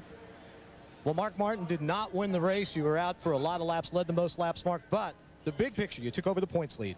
Well, we raced as hard as we could for it. I'm really pleased with the Eagle One car. Valvoline Cummins' team has worked hard on our plate stuff this year. 4 cars, 4 tests, and it showed today. We had a good run, and the 12 car was awfully fast, and he's about to die to win another race. It's been a while, and he made his move earlier than I would have liked for him to, and it wound up costing us both. It didn't work for him, and it didn't work for me either, and I hate that for him because he was strong, and hate it for us because we were in good position, but can't blame him, man. It's been a while since he won a race, and he went for it. Mark Martin made almost all the right moves today. Now let's go to Bill Weber. And that's Dale Earnhardt. You did come home third. An entertaining but frustrating day, I imagine. Yeah, I just soon race 500 miles at 500 laps at Martinsville to do this again. It's just beating and cramming, and just can't go anywhere. You got no throttle response. It just tied the cars down with that small restrictor plate. They need to take the restrictor plate off and open the front ends up and get the, you know, spoilers way up on something to slow the cars down, dirty up the cars or something. This is not racing. This is definitely not racing. And not a lot of help today, really, for anybody that stuck with anyone. Well, you couldn't. I mean, every man for himself, and somebody get a run, they'd have to take it, and it was just a shove and go and push and shove, and it's just terrible to have to race like this. It's just it's really not racing. It's chess playing, and see who comes out on top after everybody gets beat around. Okay, Dale Earnhardt finishes third here at Talladega, where Jeff Gordon picks up his first win since Charlotte last fall. We'll be right back. The celebration continues in victory lane here at Talladega. Jeff Gordon has won, and he came from 36th starting position. That's the lowest start ever for a Talladega winner in 62 races. The previous lowest was 27th starting position. Dale Earnhardt last October. Down to Jerry Punch with Kenny Irwin, who finished 4th. And records his best finish of the year, Kenny, from 12th to 4th. Did you have anything at all those last laps for the 24 car? I don't think so. You know, I was really trying to help the 31 get up there, and you know, we're just doing everything we can. The last 10 laps, it was wild. Just trying to pick my spot to keep inching up and not going backward. It was fun. The whole Bell South crew, they did an awesome job. All the green flag pit stops. I mean, you just can't say enough. I think we come in 15th and we come out 3rd, so they did an awesome job. Did you let yourself think about the possibility that today could have been your first win? I mean, Gordon had won before, but you and Skinner were looking for that first one. I know you wanted it badly. Yeah, you know, I didn't think about it. You're just trying to put yourself in a position the whole time just to inch up there. And a couple times, I think Sterling was leading, and I wanted to run second. And sure enough, I pulled out of line, and nobody went with me. And I think I went back to 25th. But it's kind of a cycle all day. You go back, come forward. It's just actually it's a lot of fun. It's pretty intense, but it's a lot of fun. Congratulations on a great run. Thank you. Kenny Irwin finishes 4th. Speaking of finishing second, I think John Kernan has caught up with the second place finisher, Mike Skinner. Mike Skinner finished second today behind Jeff Gordon. Mike, did you have anything there at the end? Well, we had a second place car as best I can tell. Car drove really good all day. Pit stops were awesome all day. You know, we couldn't get anybody to pit with us, and finally Jimmy Spencer elected to pit with us. We were going to run out of gas on the next lap. We had to pit, and we got one car to pit with us. We ended up coming back out and doing okay, and was really headed toward the front, and caution came out. So everybody gets bunched up, and you just start over 2 or 3 times. And you know, I thought Mark Martin had the car to beat, and you know, our car was awesome on the bottom all day. We elected to pull a little bit higher gear, and the car was really good on the bottom. And when Jeff dove under him there, I was able to go with him, and that's about all there is to it. Congratulations to Mike Skinner, who records his best career finish. He had finished 3rd on 3 different occasions, but today's runner-up position eclipses that. The International Race of Champions, race number 2 of IROC 24, is coming up next here on ABC Sports as we wrap things up from Talladega. Races to begin the 2000 NASCAR Winston Cup season, and we also have a new points leader. Mark Martin gains a spot and takes over the lead from Bobby Labonte. Ward Burton stays in third. Dale Earnhardt moves up a spot. Jeff Burton down one. Dale Jarrett gained a spot. Jeff Gordon moved up 5 with his victory. Rusty Wallace dropped 2 positions. Jeremy Mayfield stays in 9th, and Terry Labonte moves into the top 10 in the point standings. And speaking of Bobby Labonte, here's Bill Weber. And it's a good-natured but frustrated Bobby Labonte. You've had some great days this season, but this was not one of them. Well, no, but it could have been a lot worse. I tell you what, I looked at the car afterwards. We could have busted the radiator, got the oil pump or something like that. And unfortunately, the guys worked real hard, got it back out there. We lost 1 lap and, you know, just were able to get back some positions there that maybe we didn't deserve being involved in a big wreck like that. So good day or bad day, at least we finished up 21st, which wasn't all that bad. A difficult day all around, though, let aside from the wreck, because there was tremendous traffic. Well, yeah, I mean, we just rode around the back all day. Never raced until about 3 laps before that wreck happened, and I guess I should have waited, you know. And what were you waiting for back there? Well, yeah, that's pretty well put like that. But, you know, it's just one of those deals, and, you know, sometimes you're involved and sometimes you're not. Okay, Bobby, thanks a lot. We'll see you in California. Okay, thanks a lot. Okay, that's Bobby Labonte. He's currently 2nd in points, 24 behind, and obviously a difficult day for him. They were hopefully hanging at the back of the race pack and avoid any trouble that might have come up, but that wasn't able to occur. Let's go to John Kernan. And a great run for Jimmy Spencer today. Jimmy, from a fan's point of view, that was a heck of a race, but what was it like for you in the driver's seat? Well, the most important thing, John, is the fans enjoyed this race. And if I was paying 50, 60 bucks for a ticket, I want to see a good race, and they saw one in the Diehard 500. For us, it was very stressful, you know. For us to come from about 14th or 15th the last 2 laps and get 5th, I'm really happy with the Kmart crew. And, you know, we led the race today. We had a really good car, and the guys did a great job at the shop and here. This car's never been practiced or tested. Only had 3 or 4 laps of practice before qualifying. So the Kmart team worked hard for this thing. And, you know, Carl Haas and Travis haven't given up on us yet. And Carl's out in California. I know he's watching this. So good luck today, Christian and Michael. And, you know, thanks for supporting us. Of course, he's talking about the kart race out in Long Beach, back upstairs. Good run by Jimmy Spencer, coming home in the 5th position here this afternoon. We'll be back to wrap things up from Talladega in just a moment. Jeff Gordon wins his 50th NASCAR Winston Cup event. Back at Talladega, ABC Sports is online at abcsports.com, part of Go Network. Well, Jeff Gordon has the win here today in a hard-fought Diehard 500, with Skinner recording his best career finish in 2nd position. And we see the top 15, all those cars in the lead lap. As a matter of fact, 16 cars will finish today in the lead lap. Last car on the lead lap was Wally Dallenbach. Ray Evernham, I got one question. What do you think of watching the race at Talladega from the booth? It's a little different, isn't it? Well, going on to be a car owner next year, I'm probably going to wish I hadn't have done this. If those car owners could see this, they'd be a lot more nervous. But what a great race. Jeff Gordon is certainly a great drafter, and I believe he does have eyes in the back of his head. Let's go down to Jerry Punch. Well, guys, it was a typical day here in Talladega. High speed, high banked action.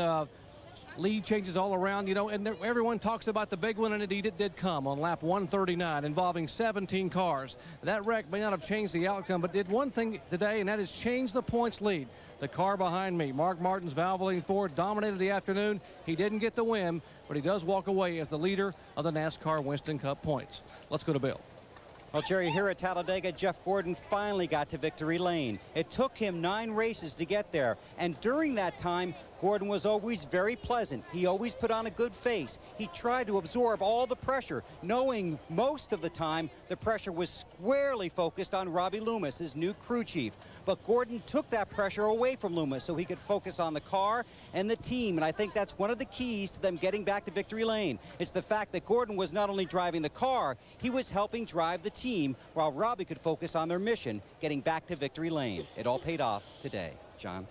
And for those of you watching on ABC Sports and don't know that I do a nightly motorsport show on ESPN2 called RPM Tonight. After the Daytona 500, I was very critical of the lack of competition. Well, NASCAR made some rules changes, and what we saw today from a fan's point of view, I thought was one of the greatest races in quite some time. And Monday night, 6 o'clock Eastern on ESPN2, join myself and Benny Parsons for RPM Tonight, and we will dissect today's race, and we're going to have a lot to talk about upstairs. Well, both yesterday in the Busch race and today here at Talladega, we did see almost all afternoon in both cases huge groups of cars running together and some very, very good competition. It was fantastic. Yes, but you're right, both yesterday and today. Jeff Gordon continues the celebration. That's the third Chevy win of 2000. We mentioned he started in 36th position. It's only the 6th race in NASCAR Winston Cup history that a driver has started from lower than the 36th starting position. So a big win here for Jeff Gordon today. Everybody was totally focused on getting to the front and making sure they were in the right position for the end. But a good run can be cut short by many things, including this huge 17-car pileup. Fortunately, though, there were no injuries in the accident. The average speed of the race was 161.156. Jeff Gordon led 25 of the 188 laps. Mark Martin led the most here this afternoon. Well, this has been a presentation of ABC Sports, continuing the tradition of excellence. Now to our Wide World of Sports studio in New York. And here is your host, Robin Roberts. So long from Talladega.